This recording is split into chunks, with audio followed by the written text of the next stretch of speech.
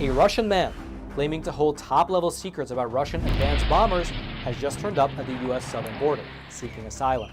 The man claims to have been an engineer at a production facility over in the city of Kazan, and he says that he possesses top-secret information about the White Swan Tu-160, which is the most advanced bomber in the Russian arsenal. U.S. border officials, they interviewed the man, and they determined that his story was in fact credible and eventually passed him off to the FBI, who are still in the process of interrogating him right now.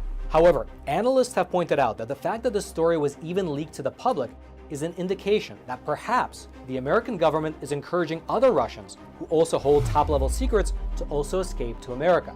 And if you thought that was interesting, well then you should click on that button below this video and check out Epic TV, one of the best no-censorship video platforms on the internet.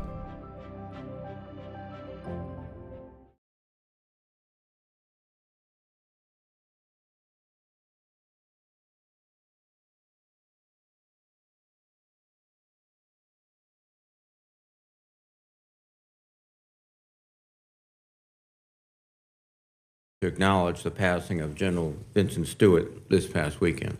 General Stewart was an inspiring, trailblazing Marine who served the nation with honor for more than 4 decades, rising from a tank platoon leader all the way to director of the Defense Intelligence Agency. He committed himself entirely to the defense of our nation, and his leadership will continue to be felt throughout the Marine Corps and the DIA for years to come. My thoughts are with his wife Phyllis and his children and family. Now, turning to today's hearing, the committee meets this morning to receive testimony on the worldwide threats facing the United States and our international partners. I'd like to welcome Director of National Intelligence Avril Haines and Director of the Defense Intelligence Agency, Lieutenant General Scott Barrier. Thank you both for joining us, and please convey the committee's gratitude to the men and women of the intelligence community for their critical work. As the DNI's annual threat assessment makes clear, the United States faces threats from a number of state and non-state actors, as well as health and environmental security challenges. Among these wide-ranging issues, there is a common understanding that the future of our national security is tied to the success of our strategic competition with China. This competition is occurring across every field of national power: military, economic, political, technological, and more, and across every region of the world. For several decades, the People's Liberation Army has studied the United States' way of war and focused its efforts on countering our advantages. China has invested in offsetting technologies like anti-access and area denial systems, artificial intelligence, hypersonics, and of course, nuclear weapons. Further, the PRC has leveraged a combination of military and civil power against its neighbors, including statecraft, economic pressure, coercion, and deception. Beijing has sought ways to achieve its national objectives while avoiding a direct confrontation with the United States military. As the Defense Department's new joint concept for competing puts it, China seeks to win without fighting. The strategy warns that if we do not adapt our approach to compete more effectively, the United States risks ceding strategic influence, advantage, and leverage while preparing for a war that never occurs. Indeed, the document warns that the U.S. could lose without fighting. Just as Chinese leaders have studied our way of war, we need to study theirs. With that in mind, I would ask our witnesses for their assessments of how China is evolving in competitive strategies and objectives. I would also appreciate an update on what military and non-military factors are most likely to impact Chinese decision-making with respect to potential coercive action against Taiwan and our other regional partners. Even as we compete with China, we must address Russia's violent, destabilizing activities. The Ukrainians have fought with incredible courage and skill to repel Russia's assault, defending the same values and freedoms that we cherish. Ukraine has achieved some very notable successes, but there is hard fighting ahead. Let there be no doubt the United States will continue to help Ukraine succeed on the battlefield. America's assistance to Ukraine is also an investment in our own national security. I want to commend the leaders of the intelligence community for their skillful release of intelligence throughout this conflict that has routinely exposed Russia's intentions and aided Ukraine's warfighters. Intelligence officials are understandably cautious about revealing hard-won insights on adversaries, but this strategy has proven highly effective in strengthening the international community's response and creating dilemmas for Putin. This is a great example of competing effectively in the information domain, and I hope we will continue to make use of this kind of creative tradecraft. With that in mind, Russia's initial strategy in Ukraine was an abject failure, and the Kremlin's objectives seem to be changing. Director Haynes, General Barrier, I would ask for your assessment of the Ukraine conflict in the larger context of the evolving international order. I hope you will also address the extent to which Russia and China are aligning under their so-called no-limits partnership and potential implications for U.S. national security. Finally, nations like Iran and North Korea continue to push the boundaries of military brinksmanship, and issues like terrorism and climate change remain persistent. Iran has made concerning advances in its nuclear programs and is reportedly seeking Russia's help to make even further gains. Its proxies continue to mount drone and rocket attacks throughout the Middle East, including against bases in Iraq and Syria with a U.S. military presence. North Korea has conducted nearly 24 missile tests this year, including ICBMs and cruise missiles, and has reportedly stopped its routine military-to-military communications with South Korea. And I understand it is the intelligence community's view that climate change will continue to exacerbate risks to U.S. national security as issues like rising temperatures, poor water governance, pollution, changing precipitation patterns, and other climate effects are likely to lead to an array of human challenges such as food and water insecurity and threats to human health. I would appreciate our witnesses' perspectives on each of these complex challenges. Thank you again for your participation, and I look forward to your testimony. As a reminder for my colleagues, there will be a closed session immediately following this hearing in room SVC 217. Now let me turn to the ranking member, Senator Wicker. Senator. Thank you, Mr. Chairman. I want to congratulate you on your statements concerning the threat we see from China and Russia. And also I want to join you in observing and memorializing the life of General Vincent Stewart and his untimely death. And I want to thank our witnesses for being here today. It comes at a pivotal time. The United States is confronted with the most complex and dangerous global security environment since the Second World War. Our adversaries are growing in their military capabilities and engaging in provocative and destabilizing behavior across the spectrum of competition and conflict. They are actively trying to displace the United States as the global leader and weaken longstanding and critical alliances and partnerships. We are at an inflection point. The decisions we make this year will have far-reaching implications for the United States military, whether it is properly positioned and equipped to deter our adversaries and, if necessary, defeat them in conflict. Regrettably, the President's budget request lacks urgency this moment requires and fails to make the necessary investments in our nation's defense. For the third year in a row, the budget request cuts defense spending. Make no mistake, our adversaries are taking notice, and I do believe on a bipartisan basis we will rectify this failure. Our foremost adversary, the Chinese Communist Party, is in the midst of an unprecedented buildup of its conventional, strategic, and asymmetric military capabilities under the direction of its most powerful and ruthless leader since Chairman Mao. At the same time, Vladimir Putin's brutal and unprovoked attack against Ukraine has entered its second year and has upended global security, caused untold loss of life, and further isolated his autocratic regime. Now is not the time to question our commitment to Ukrainian partners. To protect U.S. interests, we need to provide Ukraine with the tools it needs to bring this war to a successful conclusion. Not to be outdone, North Korea may now possess enough missiles to overwhelm our homeland missile defenses, and Iran inches closer to developing a nuclear weapon of its own while it continues to sow chaos across the Middle East through its terrorist proxy network. Additionally, President Biden's disastrous and chaotic withdrawal from Afghanistan has emboldened terrorist networks around the world. ISIS and Al-Qaeda affiliates across the Middle East, Africa, and South Asia are reconstituting their capabilities and remain intent on killing Americans. I remain deeply disturbed by the scope and severity of the recent disclosure of classified materials and the impact such disclosure has on military operations, intelligence collection, and cooperation with key allies. Although I understand multiple investigations are ongoing, I expect this committee will be kept fully informed and details become available and corrective actions are taken. This committee deserves answers on how such a junior service member in a support role was able to access, print, and post online highly classified documents for over a year without detection, for over a year. We need to understand whether the Department of Defense's insider threat and security procedures failed or simply were not followed. Again, I thank the witnesses for being here. I thank you, Mr. Chairman, and look forward to a very important discussion. Thank you, Senator Wicker. Thank you very much for your statement. And let me now recognize Director Haynes.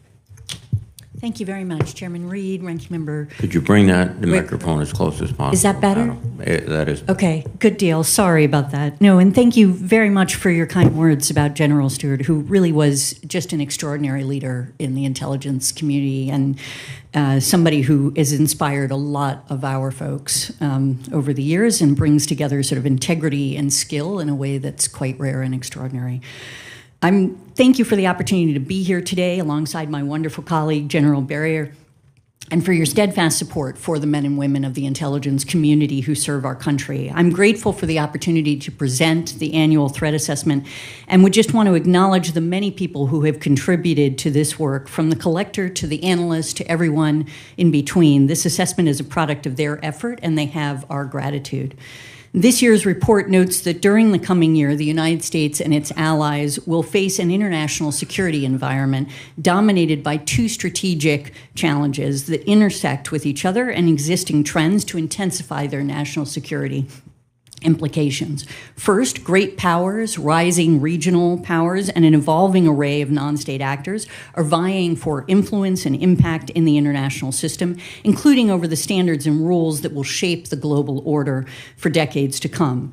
And second, challenges that transcend borders, including climate change, transnational criminal activity, health and human security, and economic needs made worse by energy and food insecurity, as well as Russia's invasion of Ukraine, are intensifying as the planet emerges from the COVID-19 pandemic.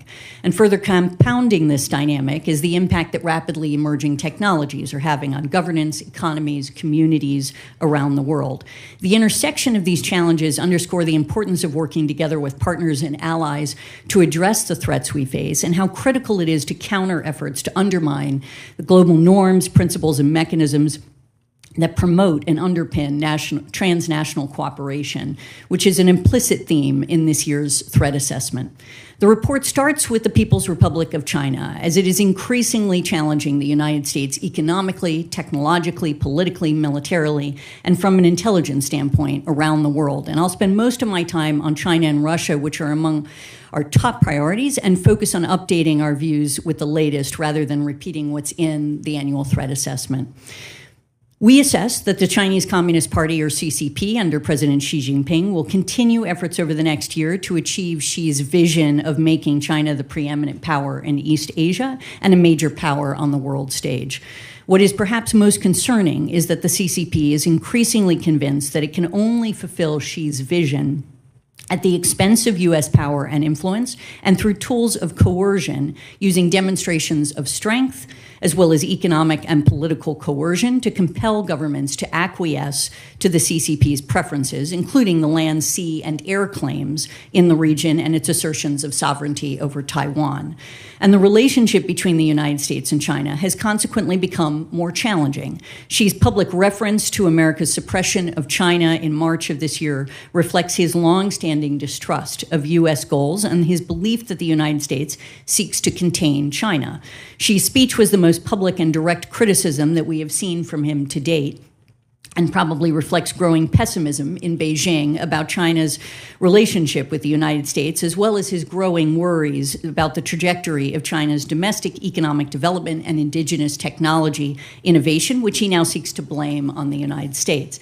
And even as the rhetoric has become more heated, we continue to assess that Beijing wants to preserve stability and avoid triggering additional technology restrictions or sanctions from the United States and our partners as they seek to narrow the gap in their economic and technological competition with us. Perceiving the United States as a threat, the PRC seeks to undercut U.S. influence and is looking to portray the United States as the root of global problems.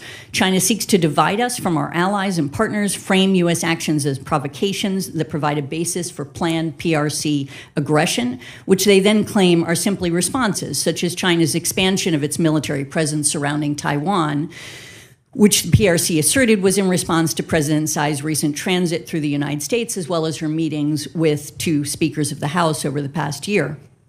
And China's leaders are focused on spurring domestic economic growth this year, but in the long run, spurring indigenous technology innovation is paramount. President Xi remains confident that Beijing can innovate its way to the technological frontier, regardless of U.S. and allied restrictions, and that doing so will give China the competitive advantage that is crucial to achieving his vision for China as a world power.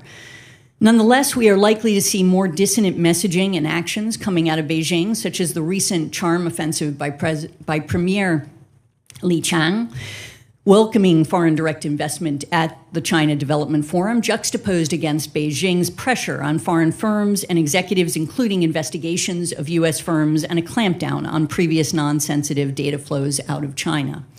And the IC assesses that China's long-term economic growth will continue to decelerate because China's era of rapid catch-up growth is ending, and structural issues such as debt, demographics, inequality, over-reliance on investment and inadequate domestic consumption remain.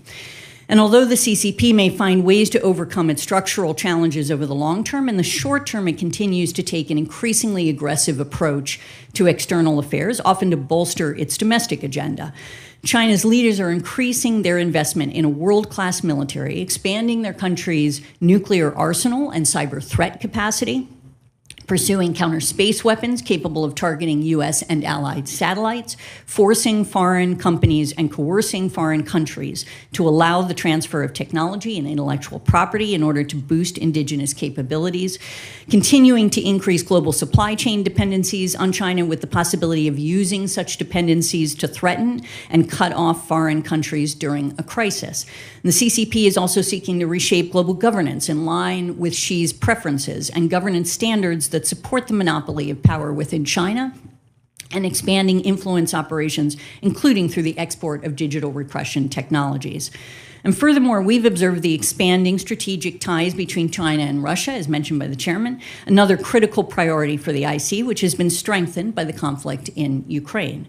We're now over a year into the war, which is reshaping not only Russia's global relationships and strategic standing, but also our own, strengthening our alliances and partnerships in ways that President Putin almost certainly did not anticipate, often precipitating the very events he hoped to avoid, such as Finland's accession to NATO and Sweden's petition to join, while also increasing Xi's leverage over Putin. On the battlefield, the fighting is principally focused in the east around Bakhmut and Avdiivka, and remains a brutally grinding war of attrition in which neither military has a definitive advantage, with day-to-day fighting over hundreds of meters. Russian forces gained less territory in April than during any of the 3 previous months, as they appear to transition from offensive to defensive operations along the front lines. Russian forces are facing significant shortfalls in munitions and are under significant personnel constraints, but continue to lay minefields and prepare new defensive positions in occupied Ukrainian territory. Both sides are focusing on preparations for a potential Ukrainian counteroffensive this spring or summer, designed to push Russia out of illegally annexed territory. And the Ukrainian armed forces are still finalizing the specific priorities, timing, and scale of the offensive, and Western assistance will be crucial in preparing both plans and forces. With the support of the Congress, the United States is doing a great deal to bolster Ukraine's chances for success. But even if Ukraine's counteroffensive is not fully successful, the Russians are unlikely to be able to mount a significant offensive operation this year. In fact, if Russia does not initiate a mandatory mobilization and secure substantial third-party ammunition supplies beyond existing deliveries from Iran and others, it will be increasingly challenging for them to sustain even modest offensive operations. At the same time, of course, Ukraine remains heavily dependent on external military aid, and would likely be unable to counter Russia's natural relative manpower and resource advantages if most Western military aid ceased. Furthermore, while we continue to assess that Putin most likely calculates that time works in his favor and that prolonging the war may be his best remaining pathway to eventually securing Russia's strategic interests in Ukraine, we assess that Putin probably has scaled back his immediate ambitions to consolidate control of the occupied territory in eastern and southern Ukraine and ensuring that Ukraine will never become a NATO ally. Putin's willingness to consider a negotiated pause may be based on his assessment that a pause would provide a respite for Russian forces as they could try to use that time to regain strength before resuming offensive operations at some point in the future, while buying time for what he hopes will be an erosion of Western support for Ukraine. Yet he may be willing to claim at least a temporary victory based on roughly the territory he is occupying. And the challenge is that even as Putin may be scaling back his near-term ambitions, the prospect for Russian concessions to advance negotiations this year will be low unless domestic political vulnerabilities alter his thinking. And of course, as the conflict continues, the human toll is only getting worse. In addition to the many tens of thousands of casualties suffered by Ukrainian and Russian militaries, more than 8 million people have been forced to flee Ukraine since Russia invaded. Moreover, in addition to Moscow's continued assault on Ukraine's civilian infrastructure, particularly its energy facilities and electrical grid, there is widespread reporting of atrocities committed by Russian forces. Russia and its proxy groups are using so-called filtration operations to detain and forcibly deport tens of thousands of Ukrainian civilians to Russia. The IC is engaged with other parts of the U.S. government to document and hold Russia and Russian actors accountable for their actions. Moscow has suffered military losses that will require years of rebuilding and leave it less capable of posing a conventional military threat to Europe and operating assertively in Eurasia and on the global stage. But as a result, Russia will become even more reliant on asymmetric options, such as nuclear, cyber, space capabilities, and on China. And our annual assessment also covers Iran, North Korea, the many regional challenges we face, including in Africa, where, of course, we've seen a recent outbreak of fighting in Sudan, which is no stranger to conflict.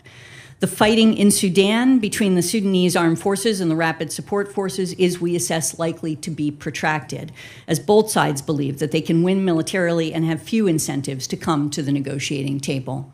Both sides are seeking external sources of support, which, if successful, is likely to intensify the conflict and create a greater potential for spillover challenges in the region.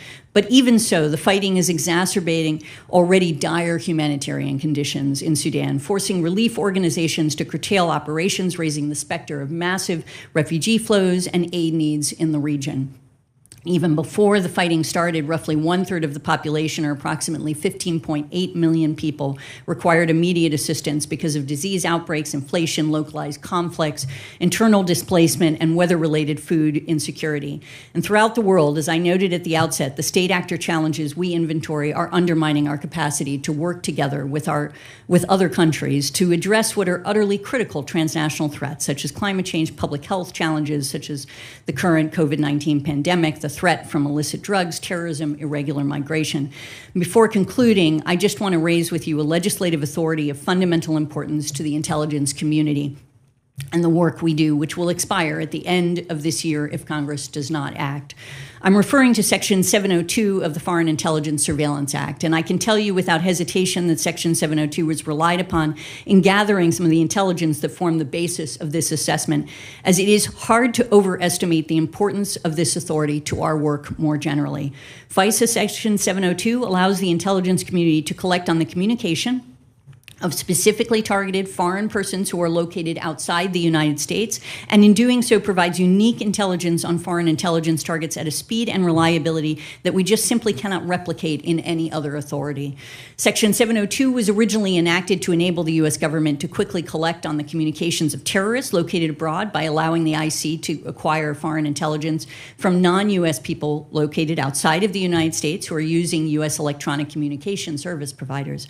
And 702 is still vital to our counterterrorism mission, but now it is also principally relied upon for key insights across a range of our highest priority threats. In fact, 702 acquired information has been used to protect against a series of conventional and cyber attacks.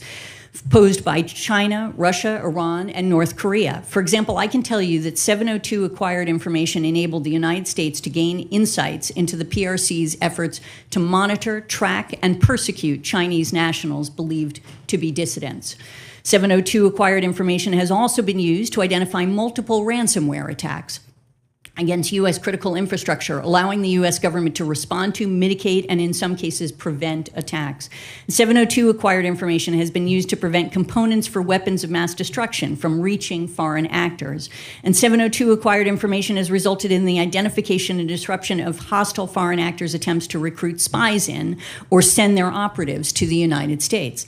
And I realize that 702 is a powerful authority, and it's incumbent on all of us in the intelligence community to ensure the privacy and civil liberties of Americans are built into its design and implementation at every level. And over the last many years, we have significantly expanded oversight and dedicated resources to compliance in order to do just that. And we welcome the opportunity to help you understand better the oversight framework we've built as we work to authorize this critical authority. So thank you so much for your patience, and I look forward to your questions.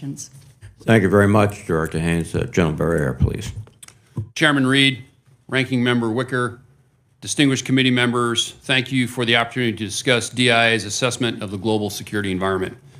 Before I begin, I too would like to take a moment to recognize and honor Lieutenant General Vince Stewart, DIA's 20th director. Vince passed away in his sleep last Friday. We lost a giant, an intellectual giant, a trailblazer, and a really good friend. Vince was a gifted and talented Marine intelligence officer who positively touched the lives of many in every organization he served in or led. We mourn his loss, we grieve with his family, and we honor his memory. I'm pleased to join Director Haynes today to discuss the complex threat landscape and our work to provide timely, insightful, and rigorous intelligence. DIA and the Defense Intelligence Enterprise are transforming our approach to meet threats to our nation posed by strategic competition with China, Russia, and other foreign nations. With your continued support, DIA and the DIE will continue to excel in providing all-source analysis, human and technical collection, open source collection, material exploitation, modeling and simulations, and other unique mission sets. This will most likely be the last time I testify before this committee as I approach my 39th year of service in our Army and pending retirement. I've become somewhat reflective on how the threat landscape has changed. In 1984, it was a bipolar world, the U.S. and our partners in a Cold War with the USSR. In my first assignment, I served as an infantry battalion intelligence officer, or an S2, in Alaska. One of our missions was to protect critical oil infrastructure in the high north from a Spetsnaz attack. My 23-year-old self didn't think much of that mission at the time. It wasn't very exciting. But in retrospect, it was an important mission then, and protecting critical infrastructure is a really important mission today. The difference is the threat landscape is exponentially more dangerous today than it was in 1984. We are now in a multipolar world with strategic competition at the forefront. The events of the past year clearly demonstrate that our competitors are emboldened and that they are attempting to forcefully recast the rules-based international order and challenge U.S. interests. From Russia's unprovoked and unjustified full-scale invasion of Ukraine, to China's military assertiveness in the Indo-Pacific region, to an unprecedented number of North Korean missile launches, to Iranian-directed action against U.S. forces in the Middle East. The United States now faces a multifaceted security environment in which authoritarian regimes are testing our resolve through their provocative military actions, developing capabilities to hold the homeland at risk, and showing greater risk tolerance for potential escalation. Like you, I am very concerned about ongoing threats from China, Russia, North Korea, Iran, and violent extremist organizations. But China is our pacing challenge and DIA's top priority. Beijing is expanding its global influence and stepping up its multi-domain pressure campaign against Taiwan, as observed by its sharply increased rhetoric and military activity over the last year. Xi Jinping's attainment of a third term as the General Secretary of the Chinese Communist Party positions Beijing for further progress on military modernization and operational goals that will challenge the U.S. during the next year and beyond. The war in Ukraine is also a priority for DIA, and for the Russian military, 2022 is not a good year. The new look army is gone, and in my view, we are at a particularly dangerous place with Russia.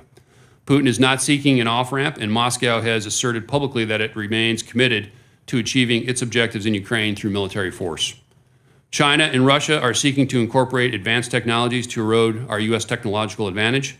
China is pursuing a whole-of-nation approach to technology development, and the PLA believes that integrating future technologies, especially AI and quantum, will constitute a major revolution in military affairs. As director, I have pressed agency leaders to up our game, relook business operations, and transform our missions to meet customer needs and to address unprecedented national security challenges. Transformation and change are imperatives, and I am pleased that DIA is making real-world progress on our mission sets.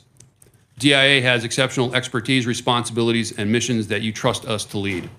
And as such, foundational military intelligence, defense, human, and counterintelligence, measurement, and signature intelligence, or MASINT, and JWICS. Our strategic, operational, and tactical defense intelligence supports warfighters, defense planners, policymakers, and the acquisition community, and I look forward to discussing real-world examples of our progress. One final area I would like to highlight is the workforce at DIA. As you know, our workforce spans the globe with innovative and forward-leaning officers, and these talented and dedicated experts are making strides to defend the United States and our allies. From our defense attachés to analysts to technical collectors to our enabling force, these professionals are mission-focused and working tirelessly behind the scenes for our nation.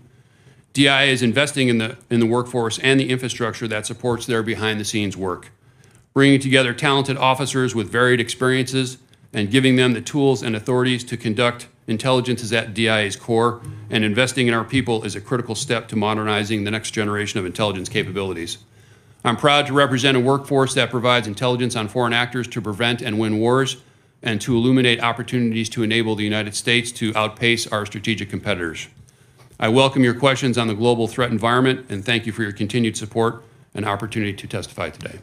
Thank you very much, General. Thank you both for your detailed and thoughtful testimony. Director Haynes, Secretary Yellen indicated that we will exceed the debt limit by June 1st, requiring action before that. Have the intelligence community assessed the international consequences of default on our debt? Thank you, Chairman. We don't have certainty on the outcome of the financial markets nor of countries' opinions of sort of economic and political leadership that might be affected by a default on the debt. But I would say that what our assessment is that regardless of its duration, of a default's duration, almost certainly it would create global uncertainty about the value of the U.S. dollar and U.S. institutions and leadership, leading to volatility in currency and financial markets and commodity markets that are priced in dollars. And that's basically as far as our analysts are able to provide. Let me follow up is, and you might want to take this for the closed session also, but our adversaries, I would presume, would want to exploit any type of difficulty that we have. Do we have any indications that China in particular is preparing for exploitation of this, either through disinformation in the United States or through financial or other moves? So I don't have any information that suggests that they're planning for that, but I think our analysts would agree with you that it would be, almost a certainty that they would look to take advantage of the opportunity. And they generally, both Russia and China, would look to perceive, sort of narrate through information operations such an event as demonstrating the chaos within the United States that we're not capable of functioning as a democracy and sort of the governance issues associated with it. They've done that on a range of things. Thank you. General Barriere, we had General Cavoli here, who's doing a superb job, and he indicated that Russia remains a formidable force despite their significant losses in personnel in Ukraine, because the air, maritime, space, cyber, and strategic forces have not really been committed to that effort. What's DIA's assessment of Russia's capacity? Very, very similar. Still an existential threat with the nuclear arsenal that they have. General Cavoli is correct that their strategic forces have largely been untested here, and it's still formidable. So that the significant redistribution of forces out of Europe would still be a challenge because of their existing capacities? I think from a deterrence standpoint, Russia fears strength, and so even though their ground forces are degraded right now, they will quickly build those back. Thank you. And Director Haynes, as I said in my statement, the intelligence community has done some remarkable work with respect to Russia and Ukraine by exposing activities the Russians were contemplating before they could do it, not only embarrassing them, but in many cases frustrating their ability to do it. Are we ready to use that same approach to other adversaries, such as China, in terms of strategically using intelligence to disrupt their operations? Thank you, sir. I think we can talk about this also in closed session a bit more, but as a general matter, we have learned some techniques and mechanisms that will not be forgotten coming out of the conflict with Ukraine that I think we can deploy in other scenarios, which have allowed us to do more sharing and downgrading of information, kind of working as a team across the IC to try to preserve sources and methods in that process. And I think we will look to do that, but I think it will be more challenging in different areas depending on what those sources and methods are and how we can manage that concern as we move forward. Just quickly for both of you, we've had this incident with the Air National Guardsman Texera years before that, Snowden, so this is not really new. We thought, and we think every time this happens, we put in place things like keystroke logging, more restricted controls, but we're still having problems. So just quickly, Director Haynes, what can we do to make sure we have more appropriate controls? Yeah, thank you, sir. It's been absolutely extremely frustrating, obviously, and demoralizing for folks in the intelligence community who work so hard, frankly, to put together the kind of intelligence that then gets disclosed in leaks, and the damage that it does to our national security is just unacceptable on every level, obviously, and I appreciate the support. I think what I can tell you at this stage is only an interim answer because we are still getting the information from the investigation as to what exactly happened, and to understand that is obviously then to have greater confidence in saying that the things that we're doing are going to make a difference to ensure that this doesn't happen again.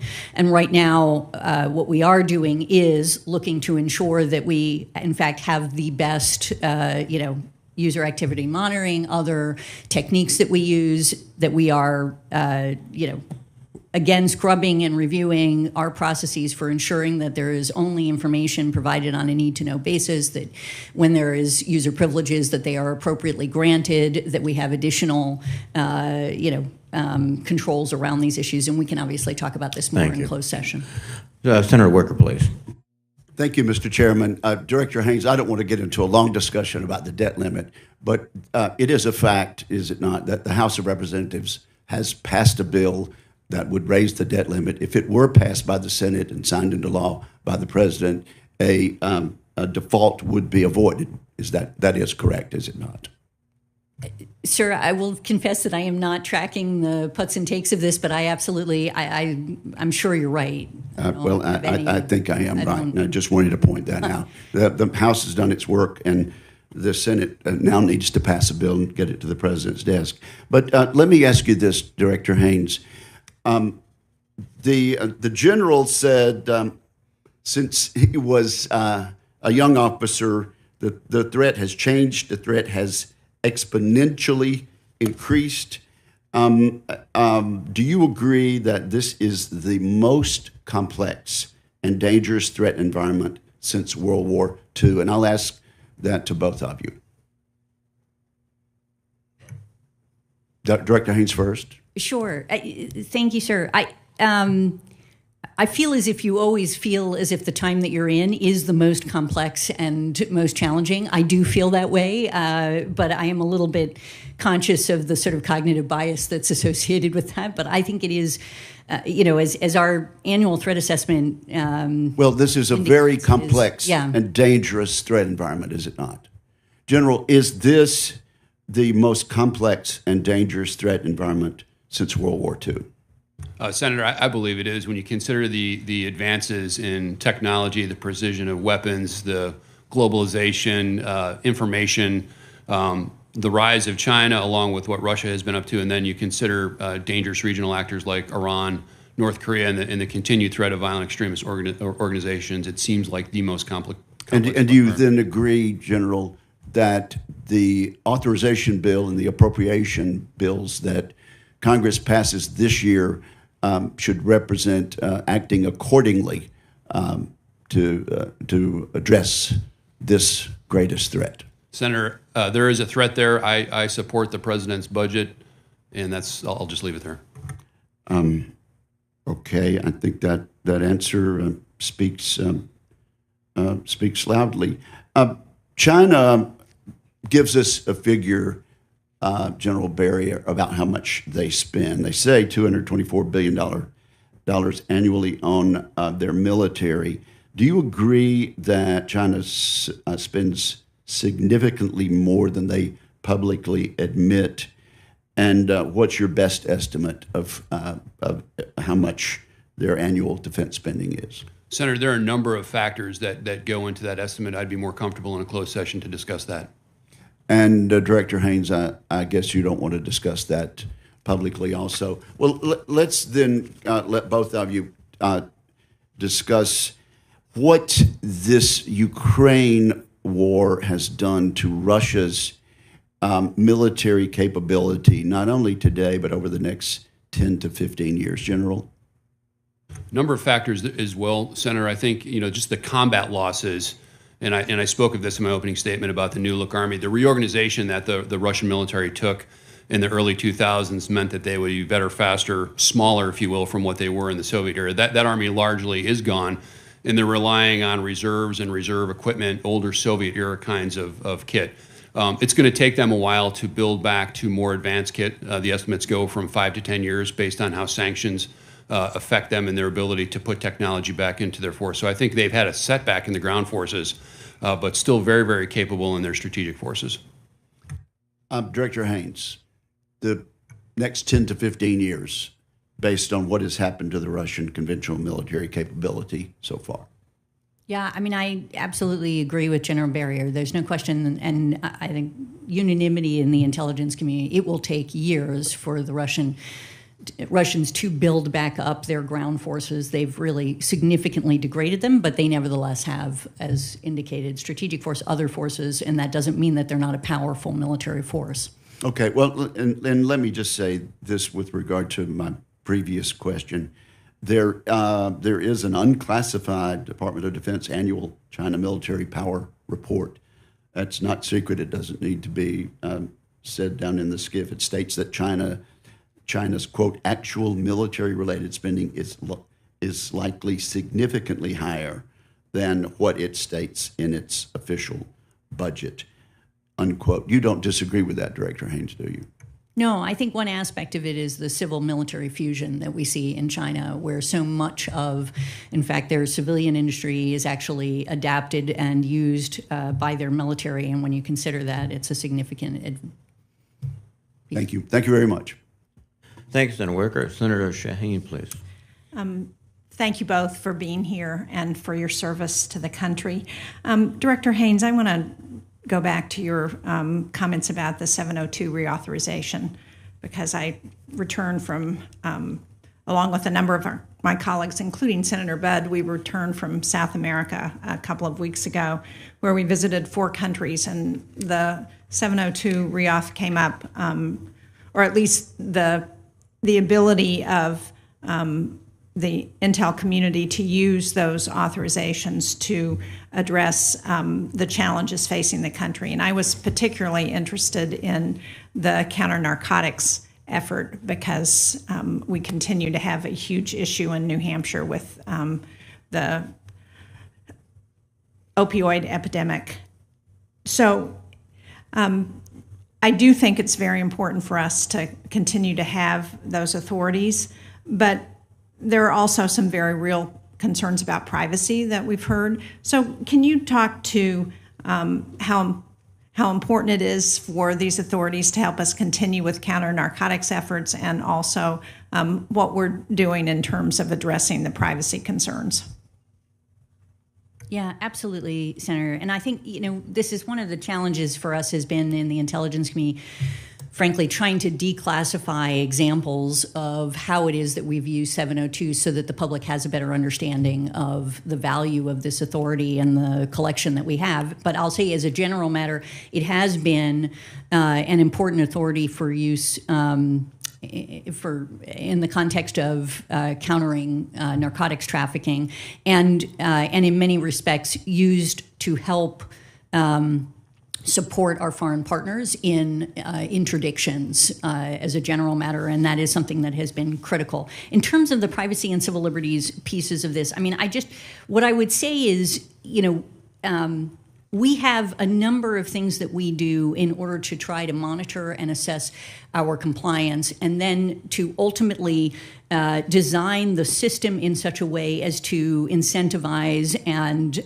promote compliance, making it, in other words, technically hard to do things that are non-compliant, and then ultimately have increased extraordinary investments into training of folks who would use the system, and then to making adjustments as we go through the process where we see something goes wrong, and then actually addressing it, and also holding people accountable in the context of any compliance violations. And just to give you a couple of things, on an annual basis, the entire program is reviewed and recertified by the Foreign Intelligence Court, essentially, as one piece. Also, we do semi-annual compliance reports to Congress. We have a joint 60-day review, my office and the Department of Justice, of targeting decisions of any U.S. person queries that are done through the databases that exist and dissemination. We have targeting and minimization procedures for each element that are not just reviewed by the Attorney General, but go to the FISC court. Again, we go through a variety of ways in which to try to ensure that we've created, in effect, a virtuous cycle where we can ensure that everything that we're doing is, in fact, promoting compliance, and then monitoring it to see if that's, in fact, what's happening, and then addressing challenges as they come and move forward. And then we also have been providing reports publicly about noncompliance incidents so that we can show the American people, we can have all of you and your constituents look at what's happening and see where we make progress, where we make mistakes, how we address it, and then how we move forward on it so that we can actually build the trust that's necessary. Thank you. Good, thank you. You both mentioned cyber in your, I think you both mentioned cyber in your remarks, but I didn't hear either of you talk about the efforts to address disinformation. And one of the places where our adversaries have certainly been very effective, I think more effective than we have been in responding in many cases, has been in the disinformation arena. Can you speak to what we're doing and how we're coordinating with other operations like the Global Engagement Center at the State Department? Sure, I'll start, and Chairman Barry, if you want to add to this. But Congress put into law that we should establish a foreign malign influence center in the intelligence community. We have stood that up, and it encompasses our election threat executive work, essentially looking at foreign influence and interference in elections, but it also deals with disinformation more generally. And what we have been doing is effectively trying to support the Global Engagement Center, others throughout the U.S. government, in helping them to understand what are the plans and intentions of the key actors in this space. China, Russia, other, Iran, et cetera, and then give them a sense of what it is that we're seeing in terms of the techniques that they use, how they go about this, and provide that for policymakers so that they're able to take that information and hopefully counter it and address it. Thank you. I think DIA's perspective on this, Senator, is really speed. We want to be able to detect that, and it's really with our open source collection capability, working with our combatant command partners where this is happening all over the world, and then the ability to turn something quickly with them under the right authorities to counter that disinformation or misinformation. Thank you both. Thank you, Senator Sheen. Senator Fisher, please. Thank you, Mr. Chairman, and thank you both for being here today. Director Haynes, last year you testified that, quote, China will continue to essentially expand their nuclear arsenal and diversification for a period of time, end quote. Has that assessment changed, or does the intelligence community still maintain it? That assessment has not changed. And in public reports, we've seen that the DIA has assessed that China will deploy 1,500 warheads by 2035. The STRATCOM commander, General Cotton, has also publicly confirmed that China has now surpassed the United States in the number of fixed and mobile land-based launches for ICBM. General Berrier, do you agree with that assessment still? I do agree. Thank you. Director Haynes, does the Intelligence Committee assess that China has any interest in pursuing arms control agreements that would restrict their development of nuclear weapons? No, as a general matter, we have not seen China express interest in arms control agreements in this area. And General Berrier, we've seen reports that Russia is providing China with plutonium for Chinese fast breeder reactors. In fact, it was reported by a UK think tank. They noted that between September and December of 2022, Russia provided 7 times more highly enriched uranium to China than the United States and the International Atomic Energy Agency have secured over the past 30 years. What are the implications of that increased level of cooperation of their nuclear programs? The layers of cooperation between China and Russia go very, very deep. I cannot speak to the specifics of the uranium aspect of that, if true. It's an acceleration of programs and development and technology transfer. And Director Haynes, do you have anything to add to that? No. Is there any movement within the administration to look at, first of all, to set up agreements again with Russia? And is there any, I would say, false hope by this administration to believe that they could pull in Russia, let alone trying to pull in China in those talks? I couldn't speak to that just because it's obviously in the policy community, and I'm not sure I would know, frankly, what it is that they're looking at. Okay, thank you. Also, Director Haynes, looking at Afghanistan, do you assess that ISIS-K still seeks to conduct external operations against the United States, our forces, and our allies and partners? Yes. Do you agree with the assessment that we had in March from General Kurilla about how long it would take ISIS-K to generate the capability to conduct external operations? He told us at that time that any operation between or against the United States and Western interests abroad could happen within 6 months with little or no warning. Would you agree with that? I'd have to take that back, to be honest. There's been a number of developments even since General Kurilla apparently testified on this issue of taking out key external ops folks within ISIS-K, and I think that might affect the timeline. But I'm happy to take that for the record. Do you feel that we've lost information gathering capabilities and also CT operations in Afghanistan since our withdrawal? We certainly, the intelligence community has been clear about the fact that we are not able to collect as much information today as we were, obviously, when the troops were in Afghanistan. How would you, I guess, rate the amount of intelligence that we are able to gather in Afghanistan? Because it's my understanding our CT operations are basically nil. We are looking at hardly anybody on the ground to be able to help.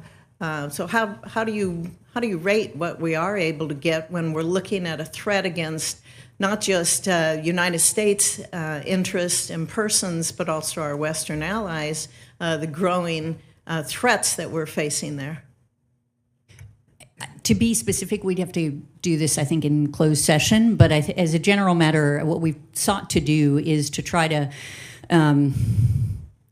trying to think how to do this in an unclassified way, but develop enough collection opportunities so that we can monitor the threat. It is definitely, as you indicated, degraded from what we had previously, and we can discuss the details in closed session.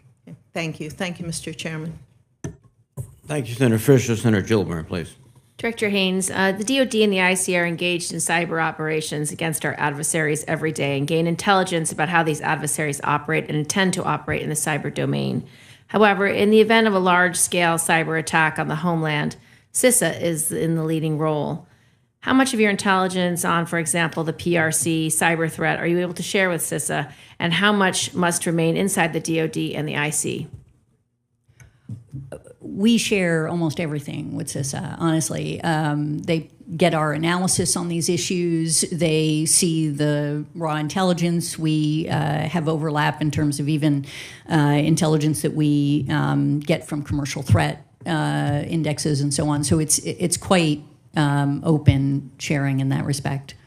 And when we rely on allies across the globe for operations and assistance, are we able to leverage our efforts with what we do with CISA with those allies? Yeah, it's a great question. In fact, we have talked to allies about, for example, recognizing that so much of the critical cyber threat information exists in the commercial sector because we're trying to see how it is that adversaries are attacking them. We have talked to allies about working together in order to obtain and leverage each other's commercial threat information where that's permitted based on the agreements that we have with the commercial sector, and working with CISA to ensure that they have access to that information. That's an example of working with allies and partners in a way that can help CISA to better have, the landscape and the picture that they need for the work that they do. And in the event of a substantial cyber attack by China on our domestic infrastructure, what would the chain of command look like in terms of defense and response? I think it would depend on, this probably is not the best question for me, but I think it would depend on where the response is being conducted and how they're approaching it. Obviously, the president is the final authority in any event, but how it would work through the system, I suspect, might have some differences. Lieutenant General Barrier, on the same question. Nothing to add to that, ma'am. Our government often talks about how our allies and partners are strategic advantage. From the perspective of China, Russia, and Iran, who are the allies and partners they are most concerned about building closer relationships with, and how would building closer relationships with those countries impact regional deterrence? And as context, I recently took a trip to the Middle East to study the impact of the Abraham Accords on UAE, on Morocco, Bahrain, and Israel. And with regard to that, obviously there was concern when Saudi Arabia decided to engage China in their negotiations with Iran. What is the impact of being able to bring Saudi Arabia into the Abraham Accords in the context of the larger question? And Senator Gillibrand, forgive me, I missed the very first part of your question. Can you just repeat the first sentence? Just that we often talk about how our allies and partners are our strategic advantage. And so from the perspective of China, Russia, Iran, who are they most concerned about? And then as an example, the Abraham Accords, I think, is a very strategic partnership for us that should be seen as very powerful. And how did the recent efforts by China to negotiate with Saudi Arabia and Iran affect that strategic alliance, and whether that was a powerful strategic alliance we should have been pushing for? Yeah, so I think what our analysts would point to as a general matter would be a whole series of key countries that are sometimes referred to as hedging states that are in the space between, you indicated UAE as an example of this in a sense. There may be others. It's probably easier to talk about this in a closed session. But there are a variety of countries where, in effect, they're looking at the United States and China and Russia on the other side, in effect, and trying to diversify their relationship in a way that allows them to maximize their interests while at the same time pursue, sort of economic and other security strategies in each of these spaces. I would say with Saudi Arabia in particular, that and the Abraham Accords more generally, that we do think there's been kind of a value of bringing these countries together under certain circumstances, and that interaction has provided some security benefits to the United States and to others. But I think it's, each case would have to be looked at on a case-by-case basis in order to sort of identify what are some of the pros and cons. I'm not sure that was very helpful. Apologies. Senator, I would say that your question is a bullseye on the discussion of strategic competition and what strategic competition is. We know that China and Russia are seeking partnerships with countries that have historically been U.S. partners, and this is the nature of the changing landscape and the complexity of the environment that I described in my opening statement. And we have to be there, and we have to be a better solution, whether that's through intelligence sharing or other partnerships. I don't think it's a lost cause. I think there's a lot we can do, and I think people see the goodness in what the United States brings, and we have to go forward with that. Thank you, Senator Gillibrand. Senator Cotton, please. Thank you both for your appearance. I want to extend my condolences as well to the family of General Stewart, who was a trailblazing Marine. I'm surprised it's gotten to me, the seventh questioner, and no one's raised the fact that Russia's government has accused Ukraine of trying to assassinate President Putin and saying that the United States goaded them into it. Seems like kind of a big deal. Big if true, as the kids say today. Dr. Haynes, what do you have to say about these claims from Russia's government? Well, obviously, you've seen the Ukrainian government deny their, having engaged in this. And at this stage, we don't have information that would allow us to provide an independent assessment on this. Okay. General Barrier? I think it gets after Senator Sheen's comment about misinformation. Perhaps some grounds to think that maybe these claims are exaggerated. One, do we know that Vladimir Putin doesn't spend the night at the Kremlin all that much? Is that correct, Director Haynes? Yes. Kremlin is not like the White House, in other words. It's not the primary residence of the president of Russia. Even if you were there, these drones from the videos I've seen, they do not appear to be the size of weapons that could do significant damage to the Kremlin. Is that correct? That is correct. Okay. They also appear to be the kinds of drones that would require relatively close line of sight control, which means someone on the ground in Moscow, which is not known as an open and friendly city to people who are hostile to the Russian government. Is that correct, General Barry? Potentially from the photos that I've seen, yes.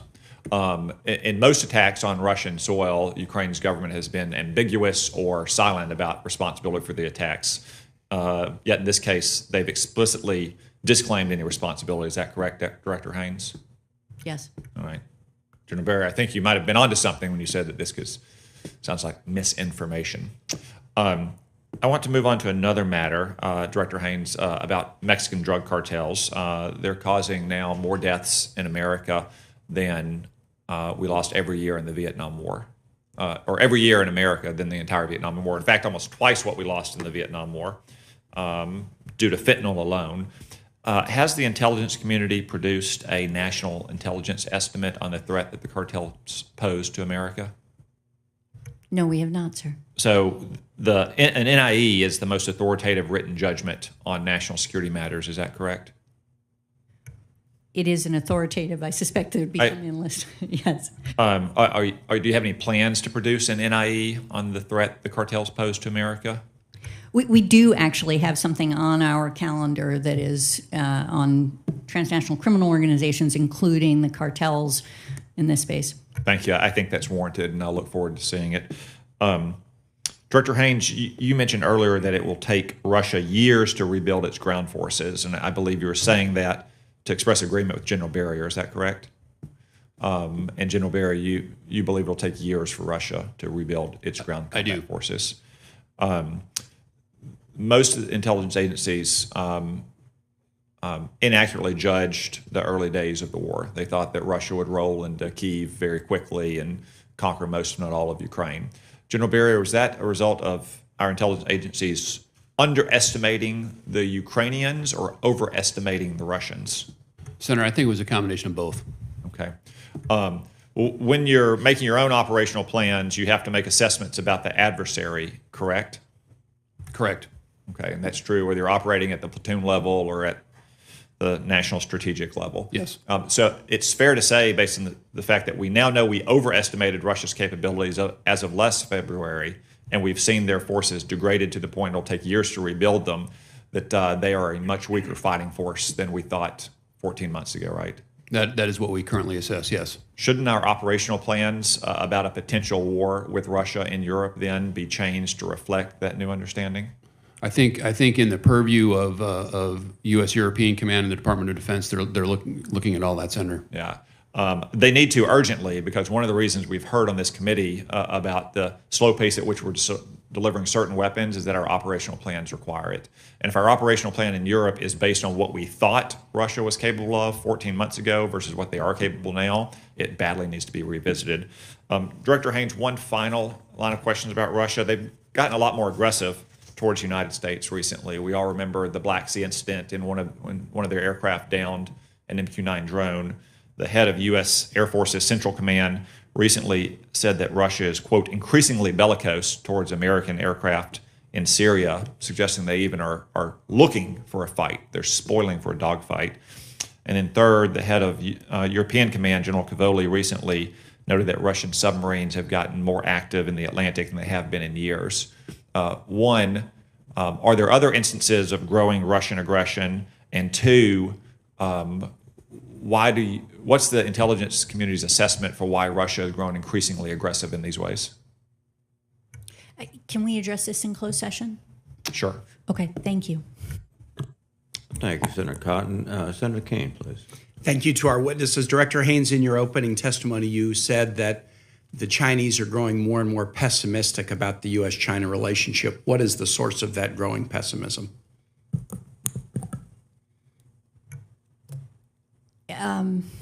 I would say that there's a number of factors that are leaning in that direction, in the sense that, and we can maybe do a little more in closed session to get to what the root of this is, but I think they are increasingly perceiving the sort of zero-sum game that I mentioned effectively in the opening testimony, where, in essence, we have always understood that they perceive themselves, or for the last few years now, as being on the rise, and they perceive the United States as being on the decline, and they ultimately are concerned about the potential for conflict as we pass each other, is sort of the classic frame through which they piece this. Is some of the pessimism related to their perceptions of statements by American political figures? Sure. I mean, but it's all of a larger piece, which is to say that I think that they continue to perceive that they can't do what they want to do without essentially pushing back on the United States and ultimately countering us in ways that, and our allies, frankly, in a variety of different ways. A great president once said, speak softly and carry a big stick. I'll let my colleagues, we all have our own judgment about the size of the stick we're carrying, or should. I have noticed on the speak softly side of the Roosevelt maximum, we've been getting louder and louder with respect to China concerns. We had the hearing with the Indo-PACOM leadership recently, and the opening statement is a boilerplate at that hearing. War with China is neither inevitable or necessary, but then the remaining hours of the hearing was just one statement after the next that someone trying to perceive what the intentions were here might well lead to the conclusion that, wow, we are more pessimistic because of statements that are being made. How did, from an intelligence standpoint, I was concerned at the news that during the Chinese balloon incident, Secretary Austin tried to call his counterpart, and the Chinese counterpart would not answer the phone. That was publicly reported? Is that accurate?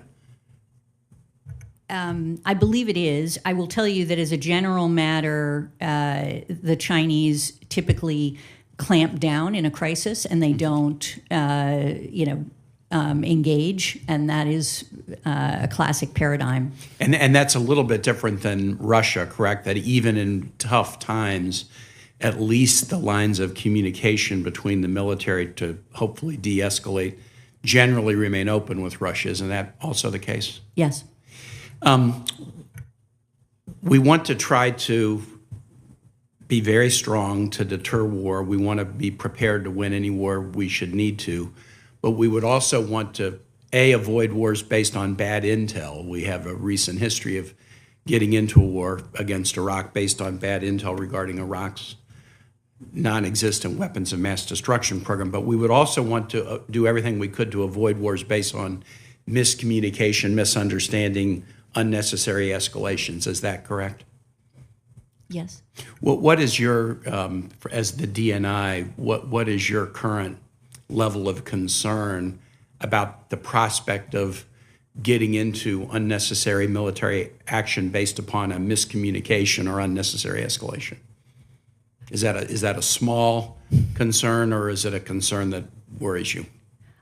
Absolutely worries me. I mean, I think, that's part of the job, right, is that we need to be as vigilant as we possibly can in order to be able to help our policymakers, our decision makers, all of you have a better understanding of what's actually happening so that there isn't that kind of unintended escalation or miscalculation. And I think one of the challenges that we all recognize in the context of our relationship with China is that because there is that kind of clamp down during crises that we were just talking about, it puts an extraordinary premium on our capacity to be able to provide insight on what's happening in those moments.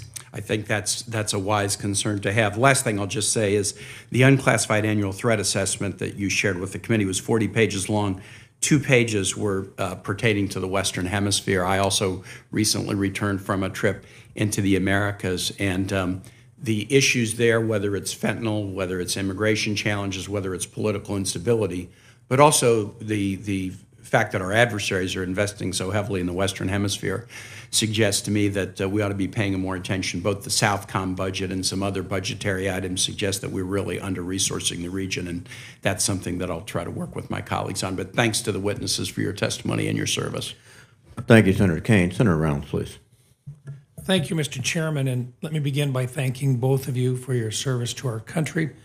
General Barrier, I really appreciate 39 years, and especially to your family. This is a lot of deployments, a lot of time away from home, and it is truly deployments that are handled not just by you, but by your family as well, and we thank you for that.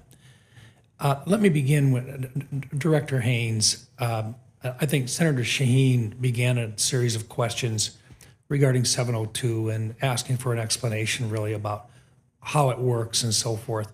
I'm just curious, with regard to our adversaries, do you think that they believe that there is an opportunity to manipulate or provide misinformation about some of the programs that we have in this country? And has there been evidence that they have tried to manipulate public information or provide misinformation concerning some of our more capable programs?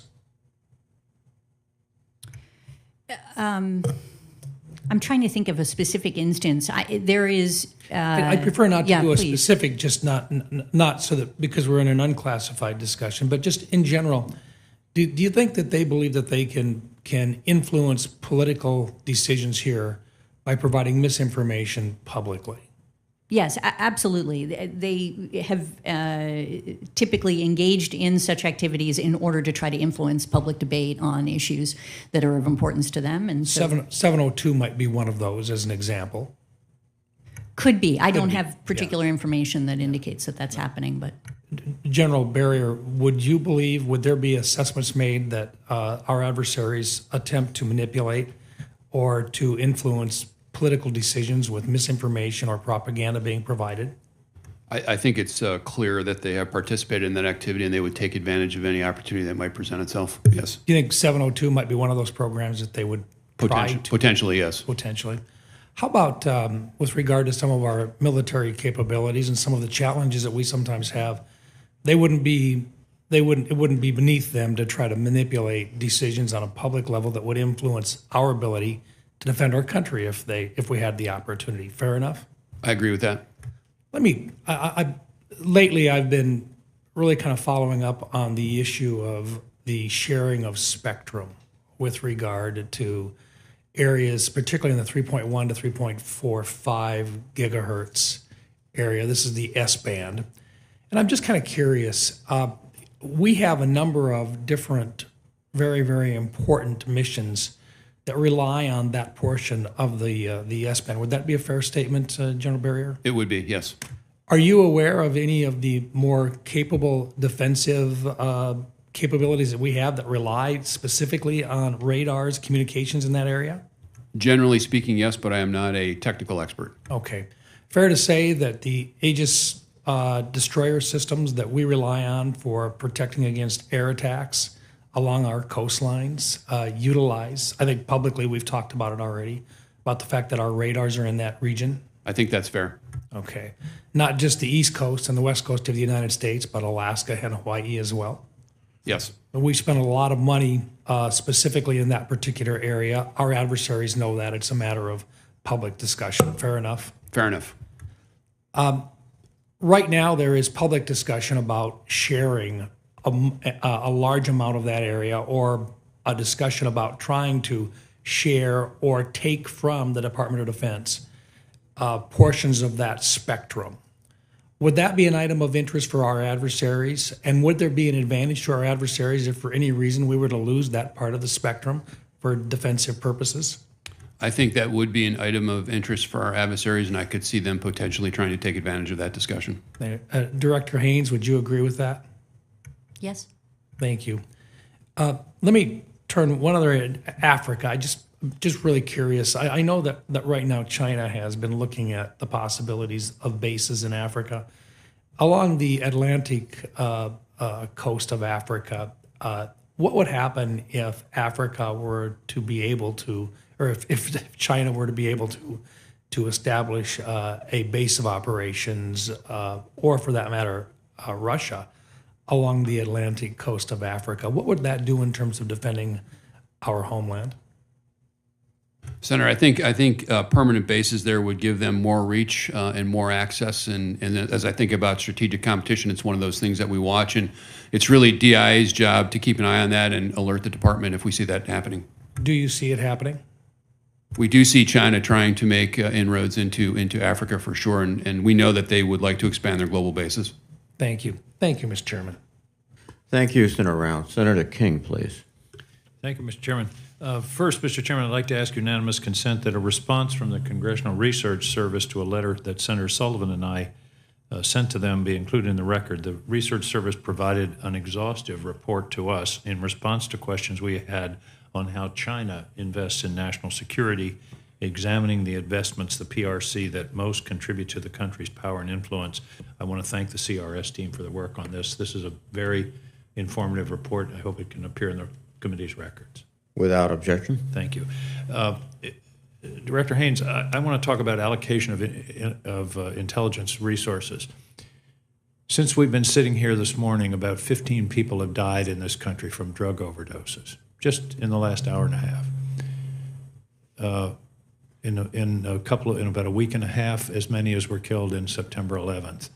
We're under attack, and yet we're not really responding. We're sort of numb to it, and particularly, we had testimony in a previous hearing that between 1% and 2% of the ISR resources globally under our control are involved in looking at the drug importation problem from south of our country.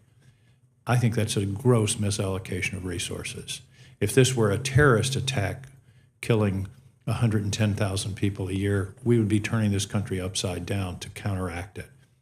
And to not be allocating the most basic, important intelligence resources of ISR in this fight, I think, is unconscionable. I hope that you will go back to the administration, particularly to the intelligence community, and say, this is a worldwide threat that is the most immediate threat to American lives. Can you make that commitment to me? Yes, absolutely, Senator. I think you know that, and we've indicated this in other testimony, but the leaders of the intelligence community completely agree with you that this is absolutely critical, and we're each of us involved in a whole series of efforts to try to expand effectively our collection and our. I've been asking these capacity in questions space. for years, and everybody agrees, but I keep seeing 1 or 2%. So Insufficient. I'm Understood. looking for action rather than simply expressions of concern. General Barrier, do we have any information that you can share in open session about Chinese provision of munitions to the Russians in the Ukraine war? Because in my view, that would change the calculus if suddenly Russia had an infusion of ammunition and other munitions in order to counteract the actions of the Ukrainians. Senator, we watch this very, very carefully, and publicly China has said that they would remain neutral in this conflict. We continue to watch them, and we can discuss it more in the closed session if that's okay. You mentioned in your testimony, and I noticed there's a little subtlety where you said this has been a bad year for Russia and Ukraine, but then I think in the next phrase you said, but Russia is very dangerous. What's the analysis of the likelihood of Putin using nuclear weapons? What would trigger it, and how likely is it? Senator, there are a number of scenarios that we've thought through, and I'd be happy to discuss those in a closed session. Well, I think in an open session, though, can you tell me that whether you think there is some likelihood or possibility of nuclear weapons being used? I think, in the nature of conflict, there's always that possibility. Right now, I would say we think it's unlikely.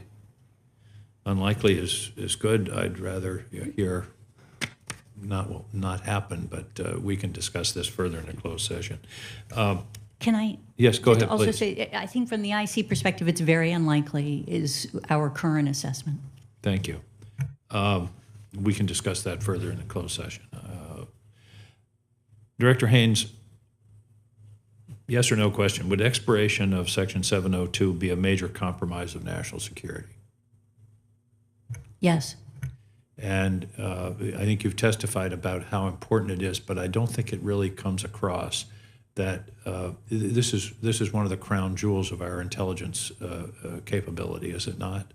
Yes. As an example of this, 59% of every PDB, our President's Daily Brief articles, are sourced to 702 information. It gives you a sense of just how critical this is. It is utterly fundamental. I could not overstate, frankly, the value of it. And I know you struggled with this in your opening statement, but the problem is the importance of it is hard to demonstrate to our membership without compromising classified material, and that's the dilemma. I think we have to accept your representation, which I understand you're talking for the entire intelligence community.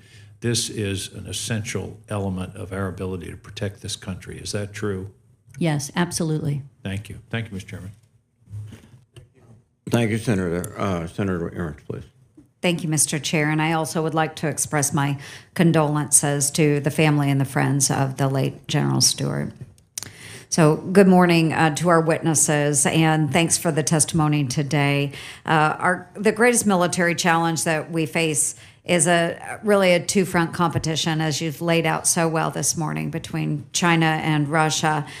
So I do agree with your judgment that China and Russia will maintain their strategic ties, which does create potential threats. And let's be clear, we've heard you state over and over again, as we've seen China and Russia advancing, they are clearly encircling us around the globe.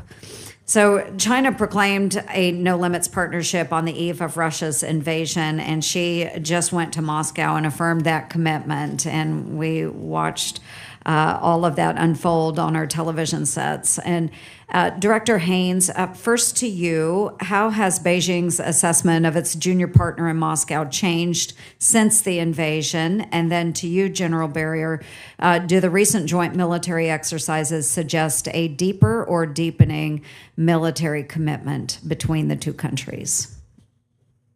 Thank you, Senator. So in terms of how the relationship has changed, and particularly China's perception of it since the invasion of Ukraine. I will say that even before the invasion of Ukraine, we recognized that China and Russia were getting increasingly closer, and that we were seeing cooperation across all different sectors. But to your point, since the invasion, that closeness has accelerated to some extent, and in part this is due to the fact that Russia is increasingly beholden to and needs China, and China perceives Russia increasingly as, a country that was already in the sort of little brother role, is often how it's described, but nevertheless is now even more beholden, and therefore they have greater leverage. And that can sort of manifest itself in the context of various aspects of the relationship, such as in the Arctic, where they actually have differing interests, where, China is not an Arctic country, but wants to be in effect and wants to have more power and authority in that area. And Russia recognizes that they're going to need China and their investment in order to get to some of the resources that they're interested in the Arctic. And as a consequence, that, China sees an opportunity, and an increasing one, in light of the current scenario with Russia. And so we see them now at sort of the peak of their economic trade, continuing military exercises and other types of collaboration, and political and technical. And it is moving, even as we continue to assess from an intelligence community perspective that there are limits, ultimately, that they are unlikely to get to the point of being like NATO allies, for example, as we see them. Great. Thank you. General Barrier. Senator, I would describe it as deepening, and it's been gradual, but the complexity, the scope, and the tempo of these joint exercises is increasing, mostly in the air domain and the naval domain. We don't have a lot of insight into more sensitive activities, but I do believe that it is deepening and growing. Thank you. And to both of you as well, with this partnership and the deepening of their military commitment through exercises and so forth, how can we find a wedge and really divide the two countries by driving a wedge between them? What can we find as a strategy to separate those two powers? Yeah, it's a great question. We have done some analysis, and we can get you a more thorough explanation rather than my quick remarks. But I would say that we do see some challenges for them in getting, as they get closer and closer. And largely, one can recognize that there is a tension where there's such an asymmetry in the power of the relationship, where you can actually use that to some extent to exploit some of the challenges. But it is, I think that it is unlikely that we will take them really off the trajectory of continuing to get closer in the coming years. Senator, I believe it's a really tough problem, and it's a great question. In a closed session, there would be some things that we could discuss. Okay, excellent. And with that, I'll yield my remaining time. Thank you. Thank you. On behalf of the chairman, I recognize myself for 5 minutes. Director Haynes, I do recognize the importance of the FISA Section 702 authorization. As you noted, 59% or so of the information given to the president daily is sourced to 702. However, Americans do have a constitutional right to not be searched without a warrant. So despite the efforts of Congress, there have been reported examples of the intelligence community using 702 to target U.S. citizens. That's not supposed to happen. So your own office's annual transparency report estimates that in 2021, the FBI conducted approximately 3.4 million queries of Section 702 acquired data on U.S. citizens. Clearly, existing safeguards are not enough. I have a series of quick questions I'd like to ask for your response, quick responses. Director Wood, imposing a warrant requirement before the government searches Section 702 acquired data for Americans' communications hamper your intelligence gathering against malign foreign actors? Thank you, Senator. So a few things. One is 702 is an authority that is only permits the targeting of foreign persons outside of the United States. Yes. So, so just to be clear, if a U.S. person were to be targeted under 702, that would be unlawful, and that is something that's not compliant. When you talk about the 3.4 million searches that the FBI did, that's not where they're targeting U.S. persons. So what is happening there is there's about, it's a less than 4% of the data that is brought in from FISA that the FBI is able to search, and when they're doing searches, often what they're looking for is connections that allow them to identify victims of, for example, cyber attacks or other things like that. So they're searching through an existing database to see if there's a connection that ultimately would allow them to make that connection. And we can talk about this more in private, in the closed session to give you greater detail. But for example, within the 3.4 million, 1.9 million was related to a particular cyber attack. So it just gives you a sense of the difference, and that's not something that that is necessarily. In other words, it's not something that's subject to a warrant, nor would it be subject to a warrant per se. But as a general matter, if we had to seek a warrant for every target of a foreign person abroad, there's no question it would have an enormous impact on our work and make it much more challenging. Oh, yes, but with 3.4 million inquiries based on data collected through an appropriate 702 inquiry of foreign citizens outside of the U.S., I think there are concerns. So my next question is, what would statutory limits and judicial oversight to prevent the collection and the use of Americans' communications and other Fourth Amendment protected information hamper your intelligence gathering efforts against malign foreign actors? And make sure that I'm understanding you correctly. If you're asking us what are additional reforms that we would be willing to make, we are absolutely open to considering reforms. The Attorney General and myself wrote a letter to Congress letting you know that that is something we would be happy to discuss. We have. I mentioned that we've engaged in a number of reforms in the last few years to try to promote additional oversight, and we'd be happy to talk about whether or not those should be. I am running out of time, so there are concerns about limiting the permissible pool of Section 702 targets and also perhaps removing barriers to existing judicial review. So, yes, I look forward to working with you.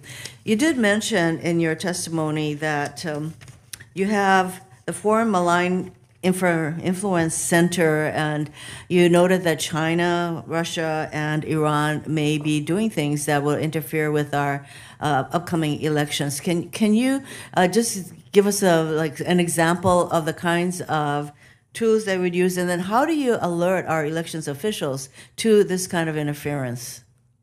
Yeah, absolutely. And we do and did relatively recently an intelligence community assessment on election influence and interference. There is a version of it that is unclassified that we can, that we've made public as well.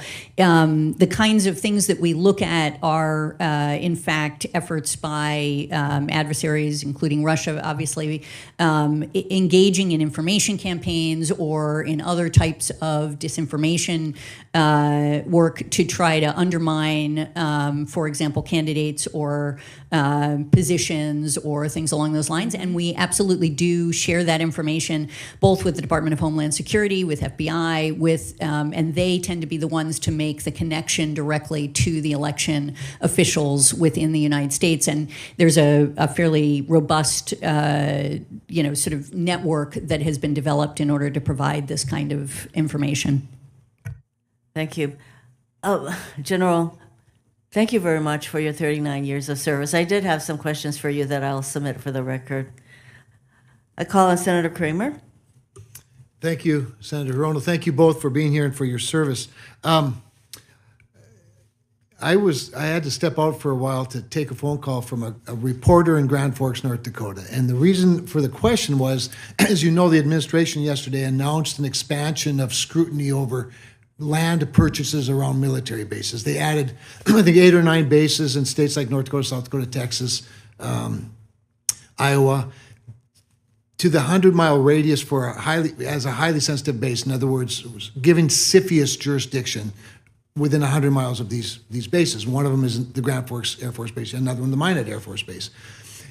You may recall we had quite a year last year dealing with a Chinese purchase of some land near Grand Forks for a wet corn mill facility. Anyway, all of that, finally the Air Force said, bad idea, let's not do it. CFIUS didn't have jurisdiction because it was only 12 miles from the base. I ask, my question isn't to comment specifically on Grand Forks and CFIUS, but rather, is there an increased intelligence involvement or scrutiny of land purchases by foreign entities, particularly adversarial foreign entities? Yes, is the simple answer, in the sense that over the last many years now, just as a broader context, and I suspect you already know this, but basically, as we have enacted tools such as CFIUS, for example,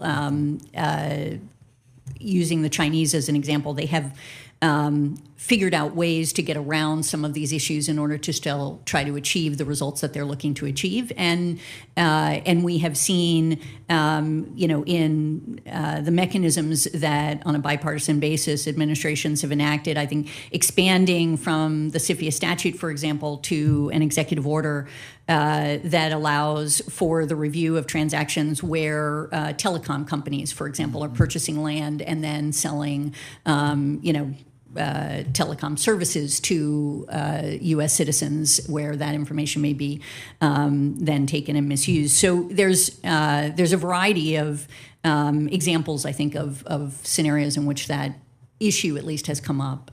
That's helpful. Well said. I appreciate it. General, anything you'd want to add to the? Clearly, a counterintelligence threat center. You laid that out in the purview of the DOJ and the FBI here in CONUS, but. From a foreign perspective, we see this behavior and activity in other countries around the world. Clearly a huge counterintelligence threat. Great, thank you. With regard, I want to comment on Senator King's questions about ISR and the 1% to 2% dedicated to specifically to drug trafficking. Is that simply a prioritization issue, or do we just need more capacity to do really good ISR? Because I want to be fair that 1% to 2% isn't very much, but do we have enough in general to cover all of the things that you have to watch? Senator, every combatant commander that speaks before this committee will say the same thing, that they don't have enough ISR. I think it's a capacity issue. Certainly, technology can help, advances in space and other sorts of sensing capabilities. But it's a really difficult conversation with our Southcom partners on how bad this problem is. Yeah, great. Thank you. I suspected as much, and you're right. It is unanimous among the combatant commanders.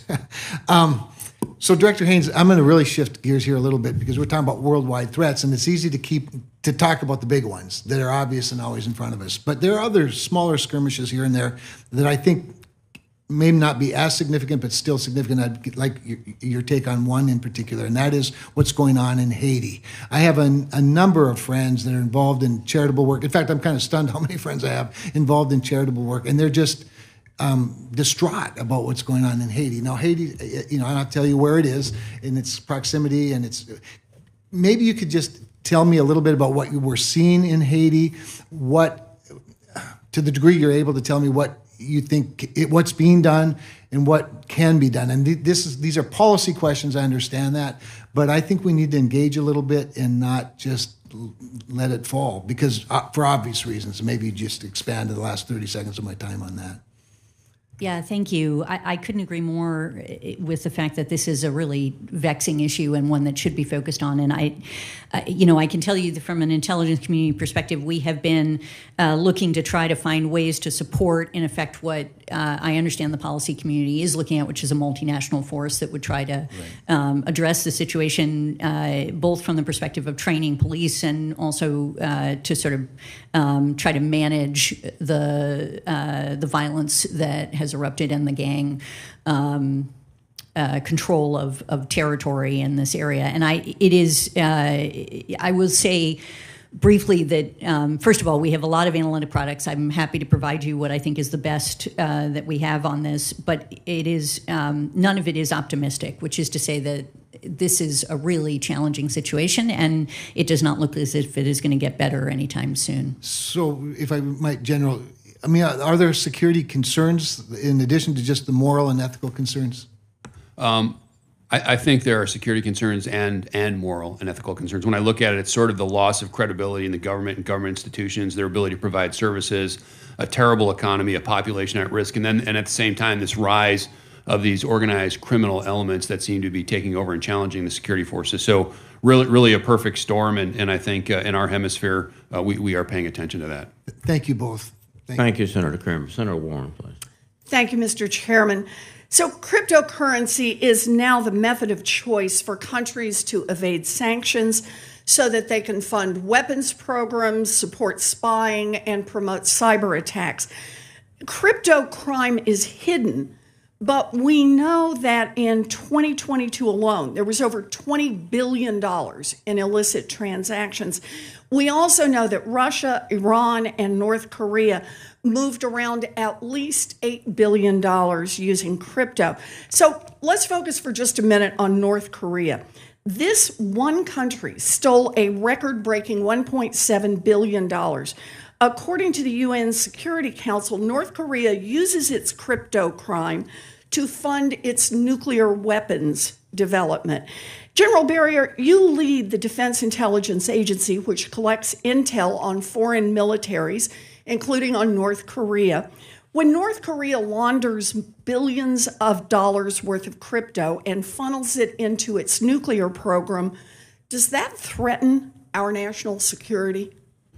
Certainly, Senator, as North Korea steals that money and then tries to turn it into a legal tender, which at great cost, as you know, that is helping them build their nuclear capacity, and that is a threat that we recognize. Thank you. So, Director Haynes, earlier this year, the U.S. intelligence community, which you lead, put out its annual threat assessment in which you identified North Korean cryptocurrency heists as part of a, and I'm going to quote you here, sophisticated and agile espionage, cybercrime, and attack threat.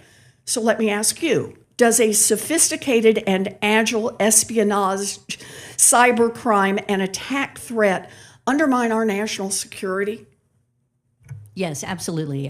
And just to pull it apart, to say that it's not just, although obviously the funding is critical, it's not just the funding of essentially nuclear programs that the DPRK may have involved in, but it's also posing a cyber threat to important networks, and that's part of what it is that we see as this national security threat. Thank you. So let's move to another example. A 2021 study found that nearly 5% of the world's Bitcoin mining takes place in Iran. The biggest crypto mine in the country is run by the Islamic Revolutionary Guard Corps and is backed by Chinese investment. How much sanctions evasion are we talking about here? Well, one crypto exchange alone, Binance, has processed $8 billion worth of Iranian transactions since 2018. So, General Barrier, when the Islamic Revolutionary Guard Corps uses crypto mining to replace revenue that they lose through sanctions, does that threaten our national security? Senator, I think it certainly threatens our U.S. forces in the region. Cryptocurrency, Bitcoin, is one method of how they finance their operations, so I think it's certainly a component of that, yes. Okay, thank you. And I'm going to do get one more example in here, and that's Russia, because Russia is ransomware central. The most prolific and dangerous ransomware gangs are thought to be run by criminals in Russia. Russia-affiliated ransomware gangs have stolen from American schools, American hospitals, American power stations, and American businesses. Director Haynes, do you know what portion of ransomware is paid in crypto? So we assess that the vast majority of modern ransomware operators demand cryptocurrency, and when those demands aren't met, they probably, are paid in that form.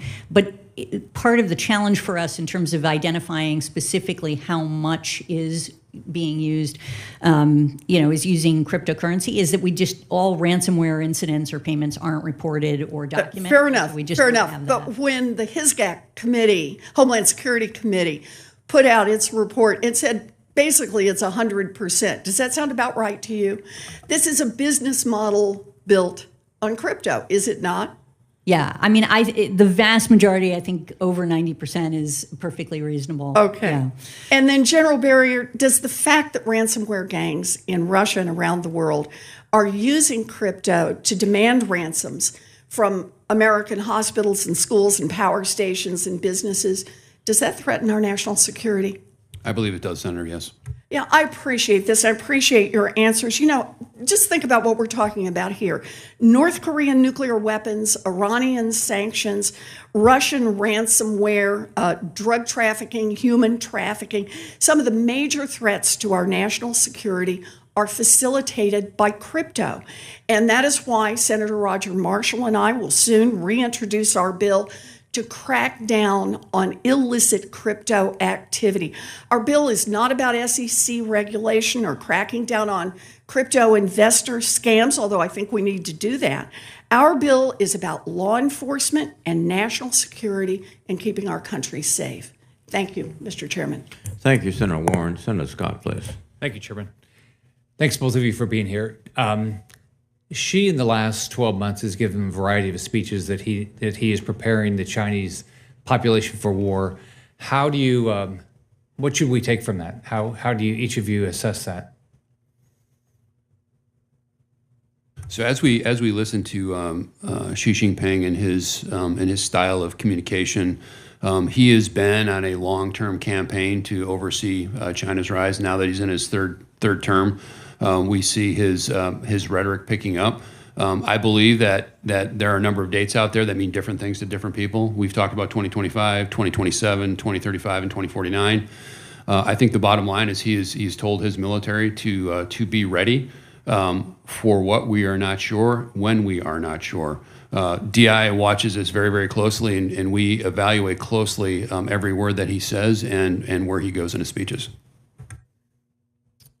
Thank you. I just to add, but certainly agree with everything that General Barrier said. I think we continue to assess that he would prefer to achieve unification of Taiwan through peaceful means, but the reality is that he is and has directed his military to provide him with the military option, essentially, to be able to take it without concern of our intervention. And that is something that will have a meaningful impact on his capacity to do so and also his decision-making, presumably. Have you, do you assess the position the American economy would be in with our dependence on communist China if they did decide to invade Taiwan and we decided to come to Taiwan's aid? What impact would that have on our economy?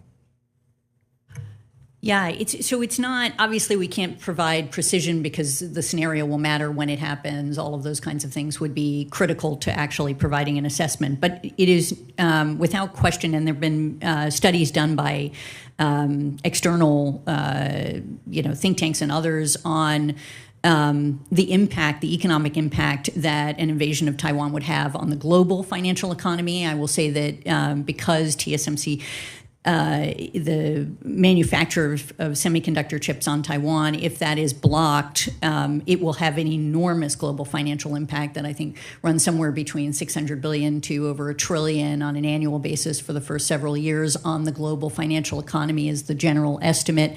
Because those chips, those advanced chips, are in over 90%, come from Taiwan, and they're in almost every category of electronic device around the world. And so therefore, until we would be able to sort of make up the difference, they would have this enormous impact. It will also have an impact on our GDP if there were such an invasion of Taiwan and that was blocked.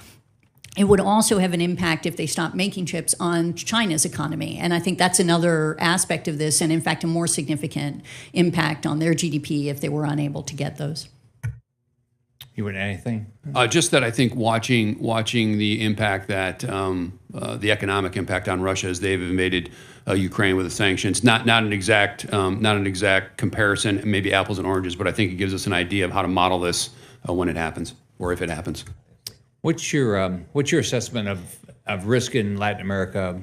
Senator Kramer talked about Haiti, but we know Cuba is a state sponsor of terrorism, and they've allowed our adversaries to be in Cuba. Maduro's doing the exact same thing in Venezuela. So what's your assessment of the risk of bad actors being in Latin America, and what's the risk that Communist China is going to be able to open up military bases in Latin America?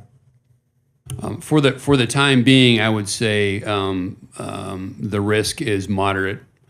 We do see Chinese and Russian actors in Central and South America, something that we watch very, very carefully. We have a consistent messaging campaign through our defense attaché network in Central and South America to talk about why this is a bad deal for them. We watch it carefully. I don't think they're very, very close to acquiring full-up operational bases in Central or South America right now. Anything you want to add? All right. What's your assessment of the commitment that Germany has to make sure that they'll do everything under their power to make sure Ukraine succeeds in the war against Russia? I think, honestly, that Germany has exceeded our analysts' expectations prior to the war, for example, in terms of its commitment to providing support to Ukraine. And we've seen them be actually a stalwart ally on this issue and, moving forward. Nothing to add on that. All right. Thank you. Thank you, Senator Scott. Senator Peters, please. Thank you. Thank you, Mr. Chairman. Thank you to both of you for your testimony here today and for your service to our country. Director Haynes, the proliferation of cameras, commercial satellite imagery, and social media have helped create an environment where open source intelligence is often one step behind, but is sometimes a step ahead from traditional intelligence gathering efforts. The buildup of Russian forces as they prepared to invade Ukraine was well documented, with both domestic and foreign observers able to confirm troop and vehicle movements, even identify entire units who were moving to the front. I was also taken by an article by the Modern War Institute at West Point, and some quotes from some intelligence operators that were talking about, of course, the intense need for intelligence as this war was progressing. And in this, saying, quote, "We were collecting only a fraction of what was needed. This was not a surprise. With the largest war in Europe since World War II occurring, intelligence capabilities were in high demand. This did not, however, diminish the frustration of walking out of the skiff, turning on our phones, and gaining access to more and more relevant open source content than we had actually at our workstations. Open source intelligence has uncovered fields of Chinese nuclear silos, new PRC shipyard activity, the buildup of PRC troops along the front in India. In short, open source intelligence seems to be democratizing the intelligence field, and I want to make sure that we're adequately prepared to harness this activity. So my question for you, and General, if you have comments on this too, is what changes must the IC community make to ensure that the United States is maintaining a strategic advantage in espionage and intelligence gathering, particularly as these new technologies are coming on board and are democratized and our adversaries and others have access to this information as well? How are we thinking this problem set through? Yeah, it's a multidimensional issue, right? And this is something that has been a big focus, and I know General Barrier will have a lot to say because the Defense Intelligence Agency does a lot in the open source sort of space for the intelligence community. But first of all, we are in a position where really every element has a version of open source that they are working on. However, we are not in a position where we feel as if the entire intelligence community is leveraging sort of the best of what we can do in this space yet, and that is something that we've been focused on. We've done a study to look at how we can improve our efforts, how we can leverage each other's efforts in the space, and you'll hear from General Barrier about what DIA does, but also how we can invest in it in a way that supports essentially what we collect clandestinely, and allow us to bring together the two sources of information so that we can provide a complete picture that is more insightful than what you might get from open source. But at the same time, to recognize that there's value in actually using open source to help to reveal a picture of what's happening in different places and share that with the world. At the same time, on the flip side, and just mention two things that I think are worth noting, is that we are very conscious of the fact that in this area we have to be extremely careful about how we approach privacy and civil liberties issues. And one of the issues that we know has been of concern for many members of Congress is how we deal with, for example, commercially available information that is, for example, information that we may purchase as part of our efforts to engage in open source, and trying to make sure that we are developing sophisticated policies and frameworks to ensure that we are handling that information appropriately, and when we collect it, collecting it appropriately in these spaces. And finally, recognizing that spyware and our adversaries' access to open source information also makes them far more sophisticated in their capacity to target and to, from a counterintelligence perspective, affect us. And that's something we're also looking to try to manage and to counter appropriately. Thank you. Limited time, General, but I want to hear your thoughts. Just briefly, Senator, I think open source is kind of the new frontier for the intelligence community, but it's also a bit of a wild, wild west. And so in my role as the intelligence enterprise manager for the Department of Defense on open source, what I have to make sure is that the DoD entities that are doing open source collection and analysis are not getting ripped off from the data sources and how much they pay, that we have the right tools, the right training, the right tradecraft, so that we can go forward to make sure that open source and its richness augments everything that we do on the sensitive side for a more fulsome picture of what's happening out there in the world. I appreciate that question. Thank you. Thank you, General. Thank you, Senator Peters. Senator Tobrew, please. Thank you very much. Director Haynes, what's your assessment of Iran's seizing its second oil tanker in a week in international waters? Sir, can we take that in closed session? I think there is something to be said, but yeah. Thank you very much. General Barrier, Southcom commander has been stating for years that Chinese influence in Central and South America is increasing, and we are at risk of losing our status as a partner of choice for many critical allies in the region. I've just spent a lot of time down in Panama. Do you agree with this assessment? If so, what impact would this loss of status have on the safety and defense of the homeland? I do agree with General Richardson, and I believe that we should be doing everything that we can to talk to our partners and allies down in Central and South America about the value that the United States brings. Director Haynes, you get completely agree. Same thing. Do we see an imminent threat in that area?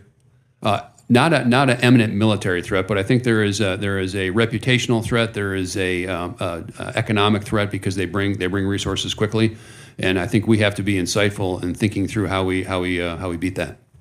All right, Director Haynes, I'm concerned about. We're all concerned about the rising threat of terrorism, especially since the debacle in Afghanistan. In March, General Kurilla told this committee that, in his estimation, ISIS-K could do an external operation against the U.S. or Western interest abroad in under 6 months with little or no warning. Do you agree with this assessment? Yes, one of your colleagues raised this earlier. I would have to check with our analysts to see if they still agree with that. There have been some developments that we can talk about in closed session since that statement was made that I think could affect the timeline. But I agree that that ISIS-K remains intent on looking to do external attacks. Yeah. General. Senator, I think our line is something like 6 to 12 months. I'm not disagreeing with General Kurilla's analysis or his team down at CENTCOM. Sometimes at different points we might see it slightly different depending on where we're at and what we're looking at. Thank you. I yield my time. Thank you, Senator Tobrew. Senator Rosen, please. Well, thank you, Mr. Chairman, and thank you both for being here today, and good to see you here and the really thoughtful answers. I want to build a little bit on what Senator Scott was talking about in countering the rising Chinese influence. So, Director Haynes, of course, we know in recent months, China has rapidly increased its engagement around the world. It includes brokering, actually trying to broker troubling agreements between, to reestablish diplomatic ties between Iran and Saudi Arabia, offering to broker peace deals between Ukraine and the Russian aggressors. So these incidents, they highlight China's persistent presence and intention to exert its influence and match the U.S. as a global power. So how can the U.S. address China's increasing involvement in global diplomatic matters? And can we expect to see more countries try to turn to China as a mediator? And what do you think the implications of this pivot would mean to us? Thank you, Senator. It's a very thoughtful question. I think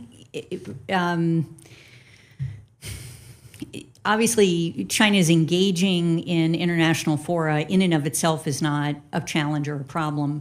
It's how they engage and the way in which they use that engagement to actually undermine, for example, global norms and the international order and the way that we have designed it. We have spent quite a bit of time in the intelligence community trying to map out how they are approaching their engagement in international fora in order to do just that. And I would say that this is a place where we've been looking at their efforts to essentially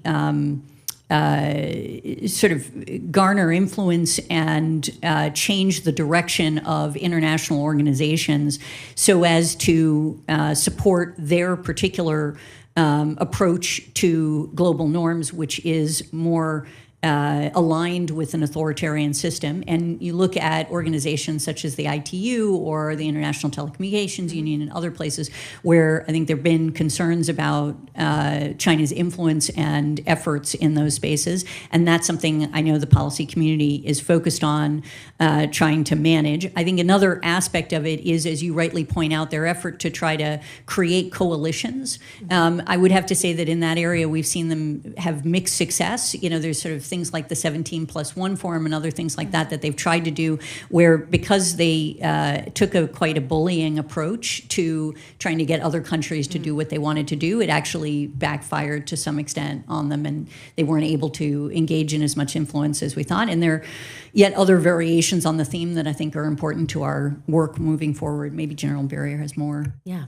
I believe China is trying to enhance its reputation on the global stage. When I look at the examples that you gave, we're a key security partner with the kingdom, and we're a key security partner with Ukraine. We also have influence, and we're in discussions with those partners every single day on really tough issues. And I think whether those are military diplomats in the Defense Attaché Service or the work that our State Department is doing, we've got a great message. Well, I want to build on this because China's gaining a hold in the Middle East. They want to gain a hold there. And our partners in the region, they want to hedge. They may want to hedge what they could perceive as America's diminishing global engagement. So building on what you're talking about, how does the U.S., how do we reassure our allies and partners in the Middle East, but more broadly, that we will remain a force for stability and security and steadfast with them in the region. So even though our military commitments have come down in the central region, U.S. Central Command is still very active in this area. We have a forward headquarters in Qatar. We have deployed forces there still, and it's not a large number, but they're actively there. And we have long-standing relationships with these partners, and so it's our ability to continue to communicate with them to demonstrate American resolve in the region and to bring what it is that the U.S. brings. Director, anything? No? Yeah, we had a recent trip there, and I think that was the biggest concern from at least the Abraham Accord countries that we visited, that we would remain steadfast in the region. And speaking of the region, I only have 33 seconds left, so I will just ask this for the record, but I really want to talk about Iran and Russia, their defense cooperation, how concerned we are about the sale of Russian aircraft and air defense systems to Iran. I'll take that off the record as unless you can answer in about 30 seconds, I'll just, we know what Iran is seeking from Russia. Certainly, I think this is a relationship of convenience at the moment, and I think the Iranians are gaining some benefit for providing munitions, UAVs and such to the Russians. We're watching it very, very carefully, and we'll see where this relationship goes. Thank you. Thank you, Senator Rosen. Senator Mullen, please. Thank you, Chairman. Thank you, Director Hines and General for being here. I'm just going to make a quick question about, as I believe it's pronounced Wagner, but I believe the media pronounces Wagner Group all the time. I'm going to have a whole lot, most of these questions for actually the closed session. But right now we see, I mean, in my opinion, and I'd like to get yours opinion, in my opinion, Putin's using the Wagner Group to kind of do his bidding around, literally around the world. They're, and in my opinion, truly my opinion, they are acting more like a terrorist organization than they are a malicious group or a contracting group when they're in sowing instability, supporting groups, spreading lies, exporting critical minerals around the world, pressuring governments to distance themselves from us. Would you describe their behavior as acting more like a terrorist group, Director Hines? Yeah, I would absolutely support the perspective that that Wagner is actively working in ways that is actually driving terrorism, particularly in the continent of Africa, for example. And sure. That's an example of what you're describing. General? So it's a really interesting question. And when you look at their business model, how they try to build security in nations and conduct paramilitary operations and support those nations, there are some atrocities that have been reported and committed. I don't know that I would go as far as calling them a terrorist organization right now. I'd have to. No, I wouldn't. I'm saying acting. I was very careful in saying acting. I'm not calling them a terrorist organization. I'm saying acting more like that. Certainly, you could draw a conclusion like that. Yes. So, and we see their behavior as they typically go into these countries that are in disarray, and they offer to provide security for organizations. And would you agree that's kind of how they get their foot in these countries a lot of times? Certainly, along with business opportunities to be developed. Right. Now, I want to switch my gears real quick to China. According to some open sources, China now is controlling the inner river that runs through Argentina in South America and is charging tariffs, taxes in the name of the PRC for goods being shipped in and out. We also see that they have influence basically in all of South America except one country. And General, you said that we're fighting back with information, but it seems like those countries are in more need of infrastructure and dollars, which is what China is investing. Are we winning or losing in South America with information technology and providing the good deeds that Oklahoma does, or not Oklahoma, but the United States does? Well, certainly I know that we're talking to our partners about this issue every day. Whether we're winning or losing, hard for me to judge that. I am not tracking this river in Argentina where they're collecting taxes, but I do know where there is infrastructure, ports, airfields that they can build upon, that they will take advantage of that business enterprise. So, are you familiar with the influence that they have, the strong influence that's grown over the last 10 years in Central and South America? Yes, I am.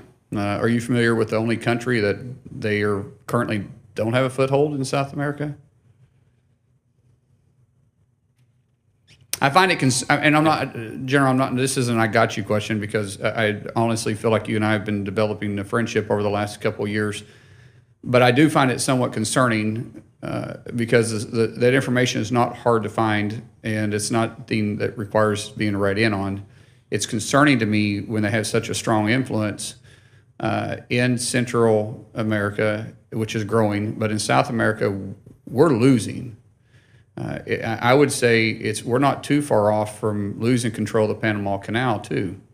And I believe you'd probably agree with that in some sense. If course doesn't correct pretty quick, they're going to control the main shipping lanes through there. Would you agree? I would say that certainly requires U.S. attention for sure, yes. And that would play right into the role of the Belt and Road Initiative, to which China is trying to get all the world dependent on.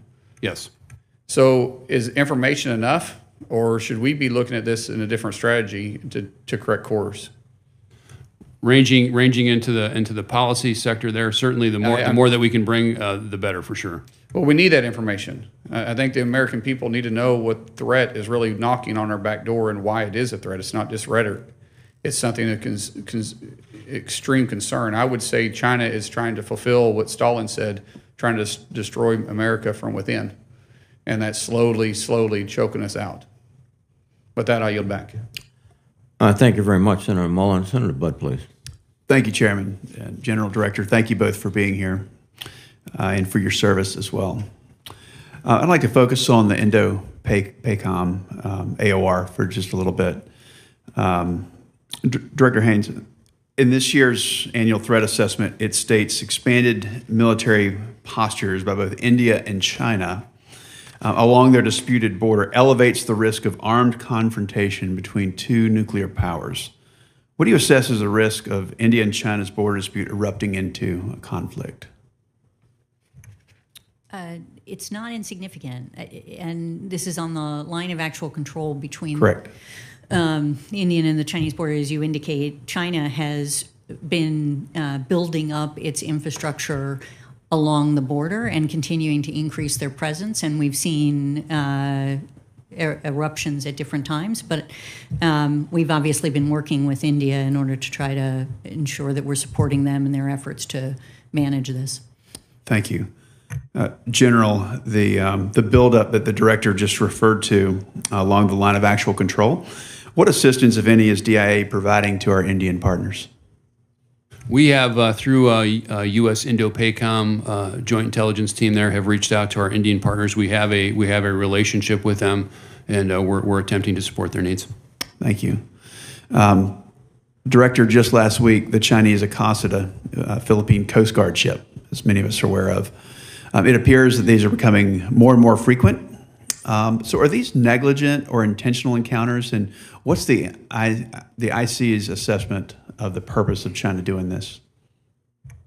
Yeah, we actually have some very good products on this that if you're interested, we should get to you. But this is, if you would, please. What we've seen with China is they have expanded significantly their Coast Guard over the last many years. They have also begun to use their Coast Guard in new ways. So in other words, they've passed laws that allow them to use their Coast Guard to police, in effect, what they perceive as being their rightful waters, and to use even force under certain circumstances. And so, no, I do see this as part of a larger comprehensive effort that they've engaged in. And it is, there's sort of three different pieces to it. There's the ships that they use that are part of militia that are not actually part of the Coast Guard or the PLA. And then there's the Coast Guard, and then there's the PLA. And the relationship that they have with each of these different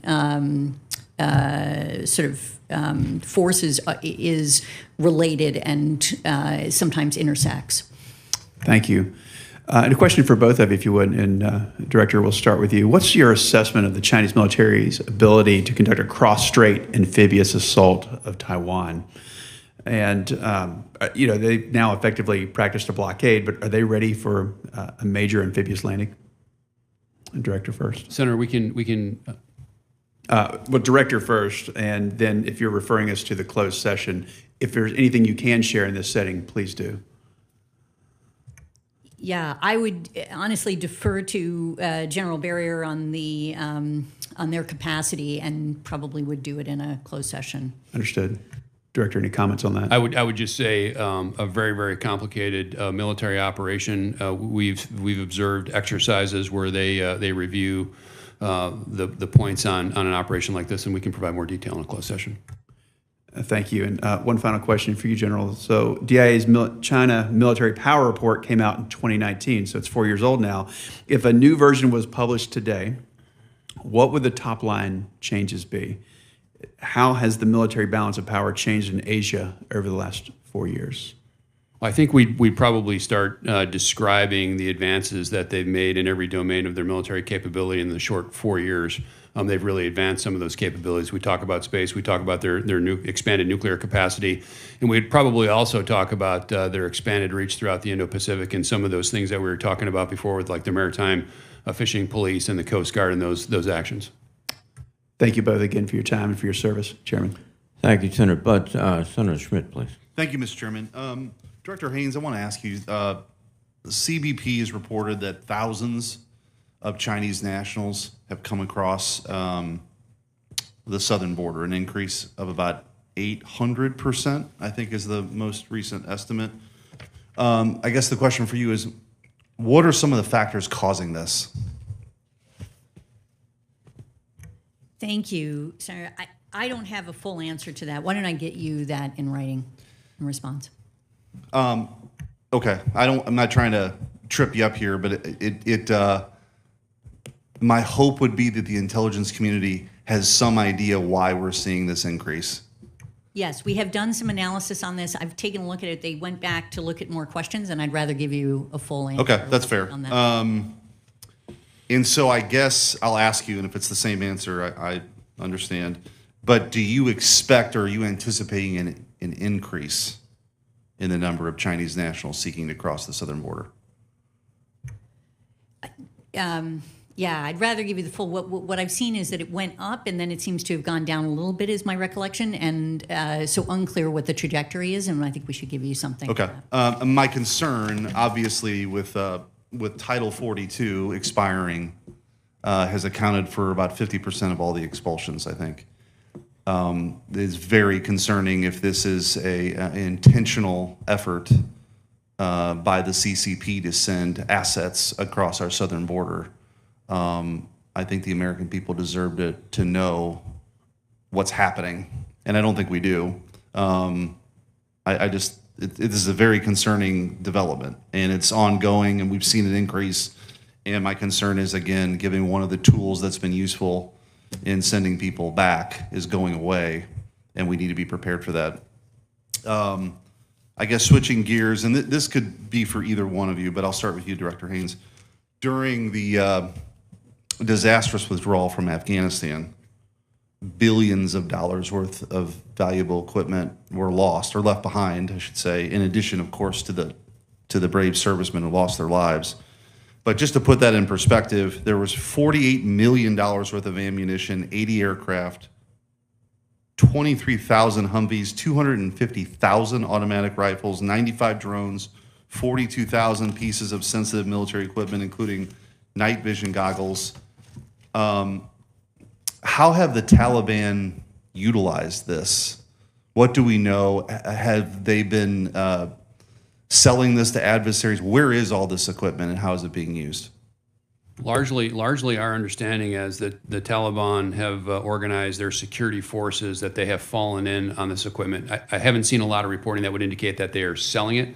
I think they're trying to incorporate it into whatever security force they develop. Do you have anything to add to that, Dr. Haynes? Okay. I do want to ask about an after-action report on the withdrawal from Afghanistan that obviously was a total mess.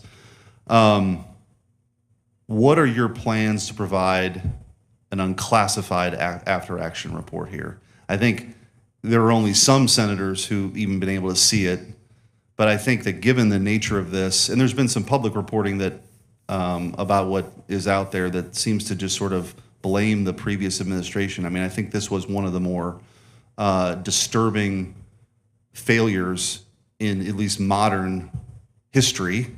I guess, what are your plans to have sort of an accounting of this, of what went wrong, and make sure this never happens again? Or do you have plans to do that? Not for the intelligence community. We don't have any plans to provide an unclassified after-action report on Afghanistan. I can't speak obviously. Okay. For the well, I guess, and I'll just close with this. I don't. This is not a partisan statement. The idea that what happened in Afghanistan, the fact that the American people have not to this point gotten an actual thorough review of an after-action report of what went wrong and how we can make sure this never happens again is deeply concerning. And so this question isn't just for you, it's being asked of other people, and we'll continue to do that. But I just think for the memory of the men and women who were lost, all of the equipment that I mentioned, it was just a total debacle, and we've got to do better and make sure it never happens again. So I suppose we'll be working with you to figure out what information you can provide to more fully inform the American people. Thank you. Thank you very much. I've been informed that Senator Sullivan is en route. And so I will take the opportunity to further ask a few questions and give him the opportunity to get here, but it won't be indefinite. One of the issues that we're facing is the, as I mentioned before, the proliferation of media, virtual media, and now what's approaching is the next great step, AI. Do you have any concerns that AI will disrupt our life dramatically, and that there are steps that we should start contemplating now? I know the administration has announced yesterday that they're taking steps with respect to AI. In terms of the intelligence community, how are you viewing this, Director Haynes? Yeah, thank you very much, Senator. I think you are wise to be focused on this, and that it will have disruptive impact. We've been writing some analysis to try to look at what the potential impact is on society in a variety of different realms, and obviously see some impact in intelligence activities that we'd be happy to talk to you in closed session on.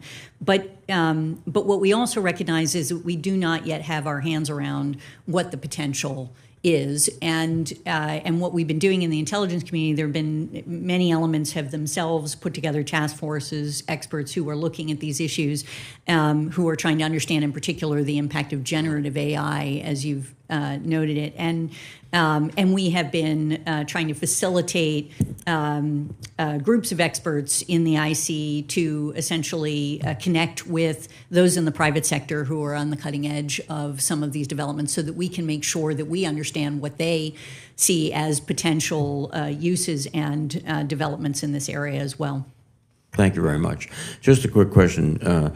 Listening to the discussion about the withdrawal from Afghanistan, most of that equipment and those supplies were committed to the Afghan army, and that was a planned commitment. That was not deliberately leaving equipment behind. That was the tactical equipment for the Afghan army, which we all hoped would continue to function. Is that correct? That was always the plan, that those Afghan corps that we stood up and trained would retain that equipment. And that plan was developed under the Trump administration after the Doha agreements. That is correct. Okay. And then also in terms of, I think I agree with, obviously, that this has to be public, but we should all be aware that the Congress and this committee authorized a commission to study the entire situation in Afghanistan over the 20-year period. That commission is at work today, and it will publish its results, and those results will be available to the public. There might be some classified material, but it will be available to the public. So thank you. Senator Sullivan, please. Thank you, Mr. Chairman. Thank you for holding this open. Appreciate the witnesses being here. DNI Haynes, I want to just follow up a little bit first quickly on the AI piece. Did you happen to read the very long and insightful piece by Henry Kissinger and Eric Schmidt, the Google founder and a senior MIT professor on AI? Did you read that? I know exactly what you're talking about. It is on my pile, but I have not yet read it, so I apologize. Yeah, I would strongly recommend take a look. I think it's such a big topic. The Economist has a whole focus on it today. There's all these great opportunities. You know, Henry Kissinger still going at it. I think he turned 100 or he's turning 100 here very soon. Incredible mind. He brings some insights that are very chilling to the uses of AI and what it could mean, particularly on the national security front. And I think it would be good for you guys to do a deep dive on this and come back to the committee. We're all trying to figure it out. You have tech companies saying it's the best thing since sliced bread. You have other people saying it's going to doom the world. And but I think putting the tech companies fully in charge I don't think that's a good idea either. So we really need your guys' insight, and I think it would be good if you can come back to the committee, either classified or unclass, on that topic. Take a look at that piece. So it's really well written and pretty scary, to be honest. And these aren't people who are prone to be Pollyannish. Yeah. Let me Happy turn to my. do that. Thank you. Let me turn to my favorite topic, energy. I always like to recount this story. It's now quite a sad story because I'm sure you know Vladimir Kara-Murza is in jail for 25 years, unjustly sentenced. I hope we can keep beating the drums to tell Putin to let him out. All he was doing was speaking the truth about democracy and freedom in Russia. Very courageous man. I was in a meeting with him a number of years ago, just me, him, and Senator John McCain. And I asked him, what was the most important thing we could do to undermine the Putin regime, the kind of mafia grip that he has on his society and the danger he presents to the world? And Vladimir Kara-Murza looked at me and said, it's easy, Senator, it's an easy answer. Produce more American energy. Produce more American energy. That is what Russia fears. So can you talk about two things? One is Russia's attempt to use energy as a weapon. They're pretty good at it. We've blunted it to some degree. And then two, on the flip side, I read the intel a lot about what the Chinese leadership thinks, what Xi Jinping thinks. They're very scared of American energy dominance, very scared. So could you talk about that as well? I think it's some of the products you guys have produced. And then maybe, I know you don't provide policy, but we do have this kind of element in American society, and to be honest, in the Biden administration and some of my colleagues in the Senate who are like, oh my God, we can't produce any more oil and gas. That's horrible, climate bomb. No offense, it's ridiculous, right? We're gonna need oil and gas for decades to come. Places like my state, Alaska, have the highest standards in the world on producing it. If we're gonna need it, we should produce it, not let Russia and Venezuela and hell, Saudi Arabia. So any thoughts on that too? And now I'm talking all energy. I love renewables, but we need oil and gas. The people close their eyes and scream climate bomb and we can't produce in Alaska. They have no idea what they're talking about. And you guys do. So please enlighten us and don't be political here. I know the Biden administration, you're an independent operator. John Kerry and everybody, they go around the world, oh my God, quit buying American LNG. These people are idiots and they're undermining our national security. The facts are there. China's fearful of American energy dominance. Putin wants to use energy as a weapon. And the best way to do it is Vladimir Kara-Murza's advice to me and John McCain. Produce more American energy. That's how you undermine Putin and scare the Chinese. What are your thoughts on all of those very important topics that the media gets wrong, the far left puts its head in the sand on? We need factual analysis on this really important topic from you. Thank you, sir. I know how passionate you are on these issues and knowledgeable. So I won't be political, that's for sure, but I also won't touch on policy. Okay, you don't have That's not to. my role. That's not your role. But I will say, absolutely, the intelligence community believes that Russia uses energy as a weapon. I know that doesn't come as a surprise to you. That's something they've continued to try to do during the course of the conflict. And in fact, as part of their calculation for invading Ukraine, one of the things that we know that they were focused on were the high energy prices for Europe and how that would affect, essentially, in their view, Europe's calculation on sanctions. They turned out to be wrong, which I'm quite glad about. But in any event, that is certainly a part of the picture, I think. From the Chinese perspective, I would tell you that an area that we have spent a lot of focus on is on actually China's efforts to try to control global supply chains that relate to clean energy production and work. And that is a place where we see them very consciously looking to try to control the global supply chains related to the critical minerals that are relevant to clean energy work. And we have some really interesting analysis on that, and happy also to provide that to you if it's useful. And maybe leave it at that, and I don't know. Yeah, in general, if you don't mind, and sorry, Mr. Chairman, just a follow-on question that's related.